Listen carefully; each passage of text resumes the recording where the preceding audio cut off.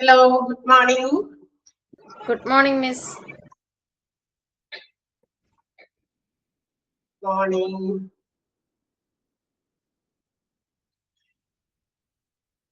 Ismaya, Nancy, അടുത്താളുടെ പേരെന്താ? ഇവേന. Name പറയാമോ ഒന്ന്? ഇത്രയും പേരുള്ളൂ ആകെ.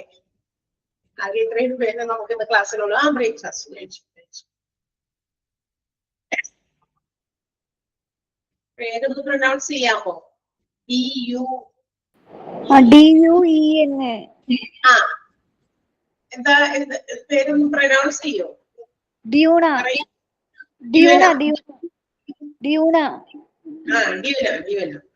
ഓക്കെ. എങ്ങനെയാ പ്രൊനൗൺസ് ചെയ്തതെന്ന് ചോദിച്ചതാണ്. ചില ആൾക്കാര് അങ്ങനെ തന്നെയാണ് ഞാൻ പ്രൊനൗൺസ് ചെയ്തത്. ചിലവര് ഇങ്ങനെ പേര് എഴുതുന്ന നമ്മൾ ചിലപ്പോൾ എഴുതുന്ന പോലെ അല്ലെങ്കിൽ വേറൊരാള് അതേ പേര് തന്നെ ഉച്ചരിക്കുന്നതിൽ വ്യത്യാസമൊക്കെ ഉണ്ടായിരിക്കും. ലൈക്ക് ദിയ എന്നും ചില ആളുകൾ പറയാറുണ്ട്. ദിയ എന്ന് എഴുതും DIYA, ചില DHIYA എന്ന് എഴുതുമ്പോഴാണ് ദിയ എന്ന് വായിക്കുക. ചിലപ്പോൾ DIYA എന്ന് എഴുതിയിട്ടും ദിയ എന്ന് വായിക്കാം. അങ്ങനെ ഒരുപാട് പേരുകളൊക്കെ ഉണ്ട്. അപ്പൊ അതുകൊണ്ട് ചോദിച്ചതാണ് കേട്ടോ. ഇങ്ങനെ നമ്മള് കുറച്ച് വെറൈറ്റി ആയിട്ടുള്ള പേരുകളൊക്കെ ഇങ്ങനെ കേൾക്കുമ്പോൾ ഞാൻ ഇടയ്ക്ക് ഞങ്ങൾക്ക് അങ്ങനെ നോട്ട് ചെയ്യാറുണ്ട്. അതുകൊണ്ടാണ് ചോദിക്കുന്നത്. ഓക്കെ, ആളുകൾ വന്നു തുടങ്ങി. സോ നമ്മളുടെ ഡിസാസ്റ്റർ മാനേജ്മെന്റ് ചാപ്റ്ററാണ് നമ്മൾ എടുത്തുകൊണ്ടിരിക്കുന്നത്. വായിച്ചു നോക്കിയോ ഇന്നലെ എടുത്ത ഭാഗമൊക്കെ?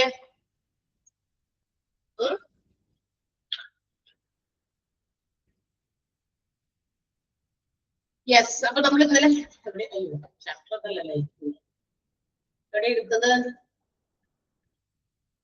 കാറ്റഗറി 3 വരെ എടുത്തു. ഓക്കെ,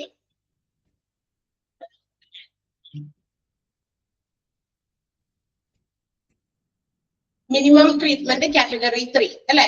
ആ ഒരു സിറ്റുവേഷൻ വരെ ആ കാറ്റഗറൈസേഷനും അല്ലെ ഏകദേശം according to the previous history or previous experience study, പണ്ടത്തെ പഠനങ്ങളൊക്കെ നടത്തിയതിന്റെ ഫലമായിട്ട് എക്സ്പീരിയൻസുകളിൽ നിന്ന് കണ്ടെത്തിയ ചില കാര്യങ്ങളാണ് ഇവരിങ്ങനെ ഒരു കാറ്റഗറൈസേഷൻ നടത്തിയിരിക്കുന്നത്. ഇങ്ങനെ 3ആയിട്ട് നമുക്ക് കാറ്റഗറൈസ് ചെയ്യാമെന്നും ആ ഓരോ കാറ്റഗറിയിൽ ഏകദേശം എത്ര പെർസെന്റേജ് ഓഫ് ആളുകൾ കാഷ്വാലിറ്റീസ് നമ്മൾ ഇൻക്ലൂഡ് ആവും, ഏകദേശമാണ് അപ്രോക്സിമേറ്റ് വാല്യൂടെ കൃത്യം അത്രയും പെർസെന്റേജ് വരെയുള്ള ആൾക്കാർ എന്താ പറയാ ഇമ്മീഡിയറ്റ് ട്രീറ്റ്മെന്റ് ആവശ്യമുള്ളവര്, അതുപോലെ തന്നെ ഡിലേഡ് ട്രീറ്റ്മെന്റ് ആവശ്യമുള്ളവര്, അല്ലെങ്കിൽ മിനിമൽ ട്രീറ്റ്മെന്റ് ആവശ്യമുള്ളവർ, അങ്ങനെ നമുക്ക് കാറ്റഗറൈസ് ചെയ്യാൻ പറ്റും ഒരു അപ്രോക്സിമേറ്റ് വാല്യൂ. അത് പ്രീവിയസ് സ്റ്റഡീസിൽ നിന്നും അവർക്ക് മനസ്സിലായിരിക്കുന്നതാണ്. അപ്പൊ അവിടെ വരെയാണ് നമ്മൾ പറഞ്ഞത്. ഇനി ഓരോ കാറ്റഗറിയിലും ഏതൊക്കെ ടൈപ്പ് ഓഫ് ആളുകളെയാണ് പെടുത്തിയിരിക്കുന്നത്, ആ ഒരു കാഷ്വാലിറ്റീസിന്റെ ആ ഒരു എന്താ പറയാ രീതി ഏതൊക്കെയാണ് നമ്മൾ പറഞ്ഞു. ഇമ്മീഡിയറ്റ് ട്രീറ്റ്മെന്റിൽ എങ്ങനെയുള്ള ആളുകളൊക്കെയാണ് കുറച്ച് കൂടുതൽ സിവിയർ ബ്ലീഡിങ് ഉള്ളവര്, പിന്നെന്താ പറയാ നമ്മൾ കുറെ കണ്ടു അല്ലെ, നമ്മുടെ റെസ്പിറേറ്ററി ട്രാക്റ്റിന് ഉണ്ടാകുന്ന ഒബ്സ്ട്രക്ഷൻ, ദാറ്റ് മീൻസ് വലിയ കാര്യമായിട്ടുള്ള ക്ഷതം, അതുപോലെ തന്നെ എന്താ പറയാ നമ്മളുടെ ഹിമോതെറാക്സും അതുപോലെ ന്യൂമോതെറാക്സും നമ്മൾ ഇതിൽ പറഞ്ഞു. പിന്നെ ഭയങ്കരമായിട്ടുള്ള ഷോക്ക്, പിന്നെ അങ്ങനെ സീരിയസ് ഇഞ്ചുറീസ് ഒക്കെ, ഫേഷ്യൽ ബേൺസ് ഏകദേശം ഇത്ര പെർസെന്റേജ് ഒക്കെ നമ്മൾ പറഞ്ഞു. അതൊക്കെ ഇമ്മീഡിയറ്റ് ട്രീറ്റ്മെന്റ് ആവശ്യമുള്ള കാറ്റഗറിയാണ്. ദാറ്റ് ഈസ് പ്രയോറിറ്റി 1 ആണ്. ഒന്നാമത്തെ മുൻഗണന ഈ ഒരു വിഭാഗത്തിൽ ഇങ്ങനെയുള്ള കാര്യങ്ങൾ കൊണ്ട് ബുദ്ധിമുട്ടുള്ള ആളുകളെയാണ് ഫസ്റ്റ് നമ്മൾ ആദ്യം തന്നെ അവിടുന്ന് ഇവാലുവേറ്റ് ചെയ്യുന്നത്, ഹോസ്പിറ്റലിലേക്ക് കൊണ്ടുപോകേണ്ടത്. സെക്കൻഡ് വൺ ഡിലേഡ് ട്രീറ്റ്മെന്റിലും നമ്മൾ പറഞ്ഞു എന്തൊക്കെ രീതിയിലുള്ള കാഷ്വാലിറ്റീസ് ആണ് ഈ ഒരു വിഭാഗത്തിൽ വരെ. ഏകദേശം ഒരു 40% of the people or casualties belong to this category. അങ്ങനെയാണ് പഠനങ്ങൾ തെളിയിച്ചിട്ടുള്ളത്. എന്നിട്ട് നമ്മൾ അതിന്റെ കൂടെ തന്നെ ഒരു കാര്യം കൂടി കൂട്ടിച്ചേർത്തു. Category sometimes this category number 1 may move to the second category, that is category number 2. അതേസമയം തന്നെ at the same time category number 2 നമ്മളെ കാറ്റഗറൈസ് ചെയ്തവര് മേ ബി എന്താ പറയാ അവരുടെ സിറ്റുവേഷൻ കുറച്ചുകൂടി വേഴ്സ്റ്റ് ആവുമ്പോൾ may be categorised or upgraded to category number 1 എന്നൊക്കെ നമ്മൾ കഴിഞ്ഞ ദിവസം പറഞ്ഞു അല്ലെ. ഏറ്റവും മിനിമം ട്രീറ്റ്മെന്റ് ആവശ്യമുള്ളവരെ നമ്മൾ ക്ലാസിഫൈ ചെയ്ത് പറഞ്ഞു. അപ്പൊ ഇതൊക്കെയാണ് നമ്മൾ കഴിഞ്ഞ ക്ലാസ്സിൽ പറഞ്ഞുകൊണ്ടിരുന്നത് അല്ലെ, മിനിമം കാറ്റഗറി വരെ പറഞ്ഞു. And again there is some another category which is categorized as category number 4. ചിലപ്പോഴൊക്കെ ചില സാഹചര്യങ്ങളിൽ ഇങ്ങനെ ഒരു കാറ്റഗറിയും ചില എക്സെപ്ഷണൽ കേസസ് ആണ് കേട്ടോ. എല്ലായ്പ്പോഴും ഉണ്ടാകണമെന്നും യാതൊരു നിർബന്ധവുമില്ല. ചില എക്സെപ്ഷണൽ കേസസ് ഉണ്ടാകാൻ സാധ്യതയുണ്ട്.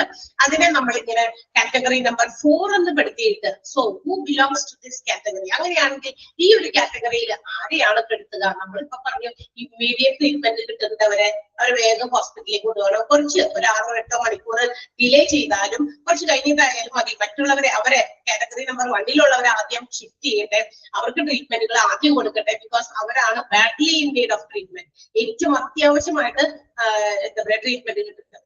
അപ്പൊ സെക്കൻഡ് കാറ്റഗറിയിൽ നമ്മൾ പറഞ്ഞു മിനിമം ട്രീറ്റ്മെന്റ് ഉള്ളവര്. അങ്ങനെയാണെങ്കിൽ കാറ്റഗറി നമ്പർ 4-ൽ നമ്മൾ ആരെയാണ് പ്രതീക്ഷിക്കേണ്ടത്? ദോസ് ഹു ആർ, അതായത് ഒരു എക്സ്പെക്ടഡ് ട്രീറ്റ്മെന്റ് ആണ് എന്ന് വെച്ചാൽ അവർക്ക് ട്രീറ്റ്മെന്റ് വേണോ അങ്ങനെ ഒരു സാഹചര്യത്തിൽ നിൽക്കുന്നവരാണ്. അത് അല്ലെങ്കിൽ നമുക്ക് മറ്റൊരു രീതിയിൽ പറഞ്ഞാൽ the casualties, there is no chance of survival. അതായത് ഒരു രീതിയിലും സർവൈവ് ചെയ്യുന്ന ഒരു ചാൻസ് പോലും ഇല്ല. എന്താ പറയാ, ഒരു 1% പോലും ചാൻസ് ഇല്ലാത്ത ആളുകൾ. മനസ്സിലായോ? എന്ന് വെച്ചാൽ അവര് മരിക്കും എന്ന് ഉറപ്പാണ്. അവർക്ക് there is no chance, അവര് നമുക്ക് ഒരു രീതിയിൽ രക്ഷപ്പെടുത്താൻ പറ്റില്ല എന്ന്. അപ്പൊ ഈ കാറ്റഗറൈസ് ചെയ്യുമ്പോൾ അതൊക്കെ നമ്മൾ പറയുന്നുണ്ട് ഇതിന്റെ പിന്നില് ആരാണ് ഇതിന് ഈ കാറ്റഗറൈസേഷൻ നടത്തുന്ന സമയത്ത് ആരാണ് ഇതൊന്ന് കാറ്റഗറൈസ് ചെയ്യുന്നത്. അതിനകത്ത് പ്രത്യേകം ആളുകളൊക്കെ ഉണ്ട്. അതൊക്കെ നമ്മളിവിടെ താഴേക്ക് പറയുന്നുണ്ട്, തൊട്ടടുത്ത പാരഗ്രാഫിൽ പറയുന്നുണ്ട്. അപ്പൊ ഈ ഒരു ട്രയഡ് ഇതിപ്പോ പറഞ്ഞപ്പോ ഞാൻ അതിന്റെ കൂടെ ചേർത്ത് പറയുന്നു എന്ന് മാത്രം. That means the category number 4 includes the dying or the injured with no chance of survival. ഭയങ്കരമായിട്ട് മരണത്തോടടുത്തിരിക്കുന്നു, അവരെ നമുക്ക് രക്ഷപ്പെടുത്താൻ യാതൊരു ചാൻസും ഇല്ല എന്ന് മാത്രമാണ് അങ്ങനെയുള്ളവരെ മാത്രമാണ് നമ്മൾ ഈ ഒരു കാറ്റഗറിയിൽ പെടുത്താം. ബിക്കോസ് അപ്പൊ നമ്മൾ വിചാരിക്കും അതൊരു ശരിയായ നടപടിയാണോ? കാരണം ഇങ്ങനെ ഇത്രയും മരണത്തോട് വല്ലടിക്കും ഒരു ചാൻസ് പോലും ഇല്ല എങ്കിൽ നമ്മൾ രക്ഷപ്പെടുത്താൻ പറ്റും എന്നുള്ള രീതിയിൽ അവരെ ഹോസ്പിറ്റലിലേക്ക് കൊണ്ടുപോകൂടെ എന്ന് പറയുമ്പോൾ അതിന് മറുപടിയായിട്ട് അടുത്ത സെന്റൻസിൽ അവിടെ പറയുന്നുണ്ട്. നമ്മൾ അങ്ങനെ ചിന്തിക്കും, അയ്യോ അപ്പൊ അവർ മരിച്ചു പോകൂലേ? തീർച്ചയായിട്ടും മരിക്കും. പക്ഷെ നമുക്ക് അതിന് തൊട്ട് മുകളിലുള്ള ദാറ്റ് മീൻസ് കാറ്റഗറി നമ്പർ 1-ല് പെടുത്തിയിരിക്കുന്ന പേഷ്യൻസിന്, കാഷ്വാലിറ്റീസിന്, പേഷ്യൻസ് എല്ലാം നമ്മൾ പറയാം കാഷ്വാലിറ്റീസ് എന്ന് പറയാം, അത്യാഹിത വിഭാഗക്കാരെ നമ്മൾ ഇവർക്ക് ഈ എക്സ്പെക്ടന്റ് ആയിട്ടുള്ള ഡൈയിങ് ആയിട്ടുള്ള, അതായത് നോ ചാൻസ് ഓഫ് സർവൈവൽ ആക്കിയിരിക്കുന്ന കാഷ്വാലിറ്റീസിനെ നമ്മൾ കൊണ്ടുപോയി ഇമ്മീഡിയറ്റ് ട്രീറ്റ്മെന്റ് കൊടുക്കുന്നവരെക്കാൾ മുമ്പ് ഇവരെ കൊണ്ടുപോയി അവർക്ക് വേണ്ടി വെറുതെ നമ്മൾ ടൈം കൺസ്യൂം ചെയ്യും. എന്ന് വെച്ചാൽ ട്രീറ്റ്മെന്റ് ഒക്കെ കൊടുത്ത് അവരെ പരിചരിക്കുന്നു, പക്ഷെ മരിക്കുന്നു. ഓക്കെ, അപ്പൊ ആ ഒരു ടൈം കൺസ്യൂമിങ് അവിടെ ചെയ്യുന്നത് കൊണ്ട് മറ്റൊരാൾക്ക് കിട്ടേണ്ട ട്രീറ്റ്മെന്റ് എന്ന് വെച്ചാൽ നമ്മൾക്ക് ജീവിതത്തിലേക്ക് കൊണ്ടുവരാൻ പറ്റുന്ന ചാൻസ് ഉള്ളവര് ഇമ്മീഡിയറ്റ് ട്രീറ്റ്മെന്റ് കൊടുക്കേണ്ട കാറ്റഗറി നമ്പർ 1-ന്റെ സമയമാണ് അവിടെ പോകുന്നത്. അതാണ് പറഞ്ഞിരിക്കുന്നത്. എന്നാൽ അതേസമയം ഇതെല്ലാം നമ്മൾ പെട്ടെന്ന് മാനേജ് ചെയ്യുന്ന ഹോസ്പിറ്റൽസ് ആണ് എങ്കിൽ ലാസ്റ്റ് നമുക്ക് ഇവരെ കൊണ്ടുപോകാം. മനസ്സിലായോ? അപ്പൊ ആ ഒരു രീതിയിലാണ് കാറ്റഗറൈസേഷൻസ് വരുന്നത്. ദാറ്റ് മീൻസ് കാറ്റഗറി നമ്പർ 4-ഉം ചിലപ്പോൾ ചില എക്സെപ്ഷണൽ കേസസിൽ വരാറുണ്ട്. ആ എക്സെപ്ഷണൽ കേസസിൽ വരുന്ന കാറ്റഗറി നമ്പർ 4-ൽ വരുന്ന കാഷ്വാലിറ്റീസിനെയാണ് നമ്മൾ dying or injured or no chance of survival എന്ന് പറയുന്ന കാറ്റഗറിയിൽ വരുന്ന കാഷ്വാലിറ്റീസ്. ക്ലിയർ ആയോ? മനസ്സിലായോ? യോ ഇതാണ് ഇവിടെ മറുപടി ചെയ്യാണ്. കേൾക്കണില്ലേ ഞാൻ പറയുന്നത്? തമ്പ് എസും നോക്കിയാണ് അവന്ന് മനസ്സിലായെന്ന് ചോദിക്കുമ്പോ അവർ മറുപടി പ്രതീക്ഷിച്ചോണ്ടാണ് ചോദിക്കുന്നത്. ഓക്കെ, ഇനി ഇത്തരം ഏത് കാറ്റഗറി നമ്മൾ ആദ്യം തന്നെ ഇങ്ങനെ കാറ്റഗറൈസ് ചെയ്തു. കാറ്റഗറി നമ്പർ 1-ല് 2-ല് 3-ല് ആൻഡ് ഓൾസോ 4 നമ്മൾ കാറ്റഗറൈസ് ചെയ്തുവെങ്കിലും പിന്നീട് നമ്മൾ ആ പരിസരത്തേക്ക് പോകാതിരിക്കരുത്. അവിടെ ചെന്നിട്ട് ഇടയ്ക്കിടയ്ക്ക് should be watched or monitored. അവരെ ഇടയ്ക്കിടയ്ക്ക് ചെന്നിട്ട് എന്താ പറയാ, ആരാണോ അത് ചെയ്യാൻ അല്ലെങ്കിൽ അത്തരം കാര്യങ്ങളൊക്കെ നോക്കാനുള്ളവർ അവർ ഇടയ്ക്കിടയ്ക്ക് പോയി നോക്കണം. ചിലപ്പോൾ നമ്മുടെ ഈ കാറ്റഗറി നമ്പർ 4-ൽ വരുന്ന ആളുകളെ ചിലപ്പോൾ നമുക്ക് എന്ത് ചെയ്യാൻ പറ്റും, അപ്ഗ്രേഡ് ചെയ്ത് കാറ്റഗറി നമ്പർ 1-ലേക്ക് ആക്കാൻ പറ്റും. കാരണം എന്ന് വെച്ചാൽ അവര് മരിക്കുന്ന ഒരു വിഭാഗത്തിലേക്ക് വിട്ടു, പക്ഷേ എങ്കിലും അവരെ കുറച്ചുകൂടി എന്തെങ്കിലും ആ ഒരു സിറ്റുവേഷൻ ഓവർകം ചെയ്ത് കുറച്ചുകൂടി ജീവനിലേക്ക് വരാനുള്ള സാധ്യതയുണ്ട് എന്ന് തോന്നുകയാണെങ്കിൽ കാറ്റഗറി മാറ്റണം അവരെ. അതുകൊണ്ട് ഇടയ്ക്കിടയ്ക്ക് അവരുടെ കണ്ടീഷൻസ് ഷുഡ് ബി വാച്ച്. തീർച്ചയായിട്ടും അത് ഇടയ്ക്കിടയ്ക്ക് എന്ത് ചെയ്യണം, നിരീക്ഷിച്ചുകൊണ്ടിരിക്കണം എന്നാണ് ഈ പറയുന്ന കാറ്റഗറി. ഏത് കാറ്റഗറിയിൽ പെടുത്തിയ ആളുകളാണെങ്കിലും ഇപ്പൊ നമ്മൾ നേരത്തെ പറഞ്ഞു, ഇപ്പൊ ഫസ്റ്റ് കാറ്റഗറിയിൽ നമ്മൾ കുറച്ച് ആളുകൾ പെടുത്തിയിട്ടുണ്ട്. ചിലപ്പോ അവര് കുറച്ചുകൂടി റിക്കവർ ചെയ്തു, അവർക്ക് വലിയ പ്രശ്നമില്ല, പെട്ടെന്ന് ഉണ്ടാവുന്ന ആളുകളും പിന്നെ ആ ഇഞ്ചുറിയുടെ ആഘാതവും രണ്ടും കൂടി ചിലപ്പോൾ ആളെ കുറച്ചുകൂടി വേഴ്സ്റ്റ് കണ്ടീഷനിലാക്കിയതായിരിക്കും. കുറച്ച് കഴിയുമ്പോൾ നമ്മൾ യാഥാർത്ഥ്യത്തോട് എന്താ പറയാ യാഥാർത്ഥ്യം മനസ്സിലാക്കി കഴിയുമ്പോൾ so it's natural calamities disasters ഒക്കെയും ഏതെങ്കിലും രൂപത്തിൽ നമ്മളേക്ക് ബാധിക്കുമെന്ന് വിചാരിച്ചാണ് ഇനി ഉള്ള കാലങ്ങളൊക്കെ നമ്മൾ നടക്കുക. തീർച്ചയായിട്ടും അത് മനസ്സിലാക്കി കഴിയുമ്പോൾ ഓക്കെ ഞാൻ സേഫ് ആണ്, ജീവൻ തിരിച്ചു കിട്ടി എന്നുള്ള ആ ഒരു യാഥാർത്ഥ്യമൊക്കെ മനസ്സിലാക്കിയപ്പോൾ ചിലപ്പോൾ കുറച്ചുകൂടി അവര് മെന്റലി സ്ട്രോങ് ആകാം. മെന്റൽ സ്ട്രെങ്ത് തീർച്ചയായിട്ടും നമ്മുടെ ഫിസിക്കൽ സ്ട്രെങ്ത്തിന് ഒരു വലിയ ഒരു എന്താ പറയാ വലിയൊരു ഇതാണ്, നല്ല കാര്യമാണ് അല്ലെ.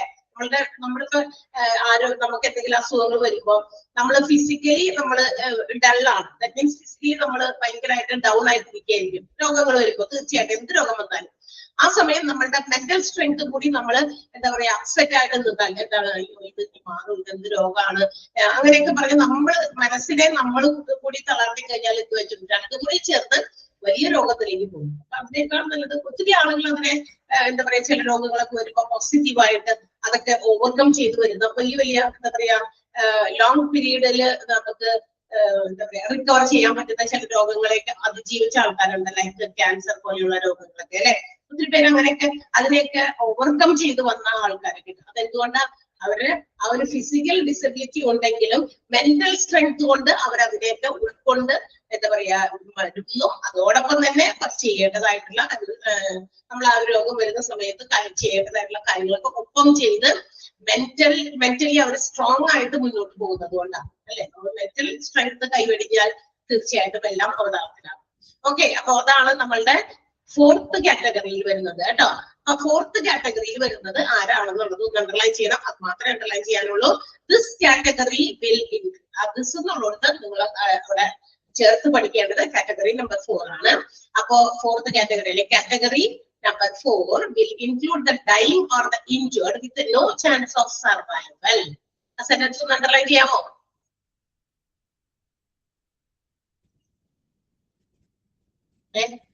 അപ്പൊ അങ്ങനെയുള്ളവരെ ചികിത്സിച്ച് വെറുതെ നമ്മളുടെ സമയം കളഞ്ഞാൽ മറ്റുള്ളവർക്ക് കിട്ടേണ്ട, അതായത് ജീവനിലേക്ക് ഇവിടെ ഓൾറെഡി ജീവൻ ഇവരുടെ മരിക്കും എന്നുള്ള ഉറപ്പുള്ള ആൾക്കാരാണ് കുറച്ചു പേര്. അപ്പൊ അതും പോയി, അവിടെ ചികിത്സ കിട്ടാത്തത് കൊണ്ട് അതും പോയി. മനസ്സിലായോ? അപ്പൊ അങ്ങനെ ഒരുപാട് ജീവനെ നമുക്ക് നഷ്ടപ്പെടുത്താനായിട്ട് പറ്റാതിരിക്കാൻ വേണ്ടിയിട്ടാണ് എന്ത് ചെയ്യുന്നത്, ഇത്തരം പ്രിക്കോഷൻസ് കൂടി ഇവര് ആദ്യമേ ചെയ്യുന്നത്. എന്നുവെച്ചാൽ ഈ ഓരോ കാറ്റഗറിയില് വാച്ച് ചെയ്ത് അവിടെ എന്തെങ്കിലും തരത്തിലുള്ള കണ്ടീഷൻസ് മാറുന്നുണ്ടോ എന്നുള്ളതൊക്കെ നോക്കി പരിശോധിച്ച് അതനുസരിച്ച് ട്രീറ്റ്മെന്റുകൾ വേണ്ട രീതിയിൽ കൊടുക്കുക. കാറ്റഗറൈസേഷൻസ് നടത്തി എന്ന് വിചാരിച്ചിട്ട് അത് ഒരിക്കലും ഒരു ഫൈനൽ ഡിസിഷൻ അല്ല, വീണ്ടും വീണ്ടും ചെയ്തുകൊണ്ടിരിക്കുക. ഓക്കെ, and അപ്പൊ നമ്മളുടെ triage is the most important thing and also it is A difficult task. അപ്പൊ നമ്മളിപ്പോ പറഞ്ഞുകൊണ്ടിരിക്കുന്നത് ട്രയേജ് ആണ്, സോർട്ടിംഗ് ഓഫ് കാഷ്വാലിറ്റീസ്. എന്തെങ്കിലും ഡിസാസ്റ്റർ ഉണ്ടാകുമ്പോൾ നമ്മൾ അവിടെയുള്ള കാഷ്വാലിറ്റീസിനെ എങ്ങനെ സോർട്ട് ചെയ്യുന്നു, അതാണ് ട്രയേജ്. പക്ഷെ ട്രയേജ് എന്ന് പറയുമ്പോൾ എളുപ്പം അത് മനസ്സിലാക്കാൻ പറ്റില്ല. ആരാണ് കൂടുതൽ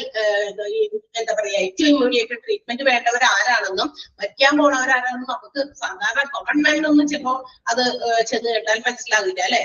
എന്തെങ്കിലും ഒരു അസുഖം വന്ന് പെട്ടെന്ന് എന്തെങ്കിലും വലിയ സാധനം ഇടിഞ്ഞു വീട് എവിടേക്കാ വീണേക്കണേ, ഏത് ഭാഗത്താണ് അവരെ അത് ബാധിച്ചേക്കണേന്നൊന്നും ഒരാൾ സാധാരണക്കാരൊന്നും ചെന്ന് കഴിഞ്ഞ് നോക്കിക്കഴിഞ്ഞാൽ മനസ്സിലാവില്ല. So it's A difficult task. തീർച്ചയായിട്ടും അത് ഡിഫിക്കൽട്ട് ടാസ്ക് തന്നെയാണ്. സോ ദാറ്റ് അതുകൊണ്ട് തന്നെ അത്രയും വലിയ ഡിഫിക്കൽട്ട് ആയിട്ട് ടാസ്ക് ആയതുകൊണ്ടും ട്രയേജ് എന്ന് പറയുന്നത് most important thing in disaster ആയതുകൊണ്ടും it should be entrusted, that task should be entrusted to highly experienced physician or surgeon എന്ന് തന്നെയാണ് പറഞ്ഞിരിക്കുന്നത്. മനസ്സിലായോ?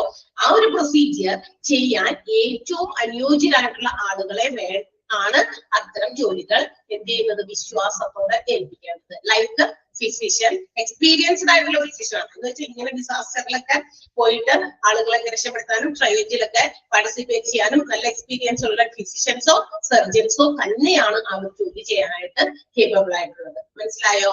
അപ്പൊ ട്രയേജ് അത്രയും ഇമ്പോർട്ടന്റ് ടാസ്ക് ആണ്, അത്രയും ഡിഫിക്കൽട്ട് ടാസ്ക് ആണ്. അതുകൊണ്ട് എല്ലാവർക്കും അത് ചെയ്യാനൊന്നും പറ്റില്ല. ഇപ്പൊ ചെയ്യേണ്ടത് ആരാണ്?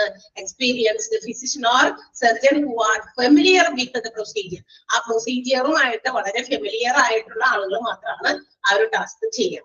So they can make the decisions quickly. കാരണം എന്ന് വെച്ചാൽ അവർ നോക്കുമ്പോൾ, കാരണം അവർക്ക് എക്സ്പീരിയൻസ് ഉണ്ട്. ഇതുപോലുള്ള ഡിസാസ്റ്റേഴ്സിലെ കാഷ്വാലിറ്റീസിനെ കണ്ട് ട്രയേജ് ഒക്കെ കൊടുത്തതിന്റെ എക്സ്പീരിയൻസിന്റെ ബേസിസിൽ they can make the quick decisions. തീർച്ചയായിട്ടും പെട്ടെന്ന് ഏത് കാറ്റഗറിയിൽ പെടുത്തുന്നത് അവർക്ക് പെട്ടെന്ന് തീരുമാനിക്കാം. സമയം നമുക്ക് കളയാനില്ല. ഓക്കെ. ആൻഡ് ഓൾസോ മറ്റുള്ളവർ എന്താ പറയാ ആരെങ്കിലും ഒക്കെ ഉണ്ടെങ്കിൽ ഹെൽപ്പിനൊക്കെ ഉണ്ടെങ്കിൽ അവരുടെ ആ ഒരു അറിവും ഇതൊക്കെ വെച്ചിട്ട് ധൈര്യമൊക്കെ വെച്ചിട്ട് അവർക്കാണ് അവര് എന്താ പറയാ സ്ട്രെങ്ത് കൂടി കിട്ടുള്ളൂ അല്ലെ. അതായത് കറേജ് അല്ലെ എന്ന് വെച്ചിട്ടുണ്ടെങ്കിൽ ഈ പറയുന്ന ഡിസാസ്റ്റർ ഇങ്ങനെ ആളുകൾ ഇത്രയും കുന്നുകൂടി ആളുകൾക്ക് എന്തെങ്കിലും സംഭവിച്ചു കിടക്കുമ്പോൾ മറ്റുള്ളവരൊക്കെ നമ്മളുടെ സാധാരണക്കാരുടെയൊക്കെ കൈകാലം വരയ്ക്ക് എന്താ ചെയ്യേണ്ടത് ഇവർക്ക് പെട്ടെന്ന് ഡിസിഷൻസ് നടത്താനും അവരുടെ ആ ഒരു എന്താ പറയാ കറേജ് ആൻഡ് നോളജ് വെച്ചിട്ട് അവർക്ക് അത് കൃത്യമായിട്ട് ചെയ്യാനും പറ്റും. ഓക്കെ. അപ്പോ ആ ഒരു സെന്റൻസ് ഒന്ന് അണ്ടർലൈൻ ചെയ്യണം. Triage process represents the most important and difficult task and can only be entrusted to a highly experienced physician or surgeon familiar with the procedure. വരെ ഒന്ന് അണ്ടർലൈൻ ചെയ്യണം ആ ഒരു സെന്റൻസ് കേട്ടോ.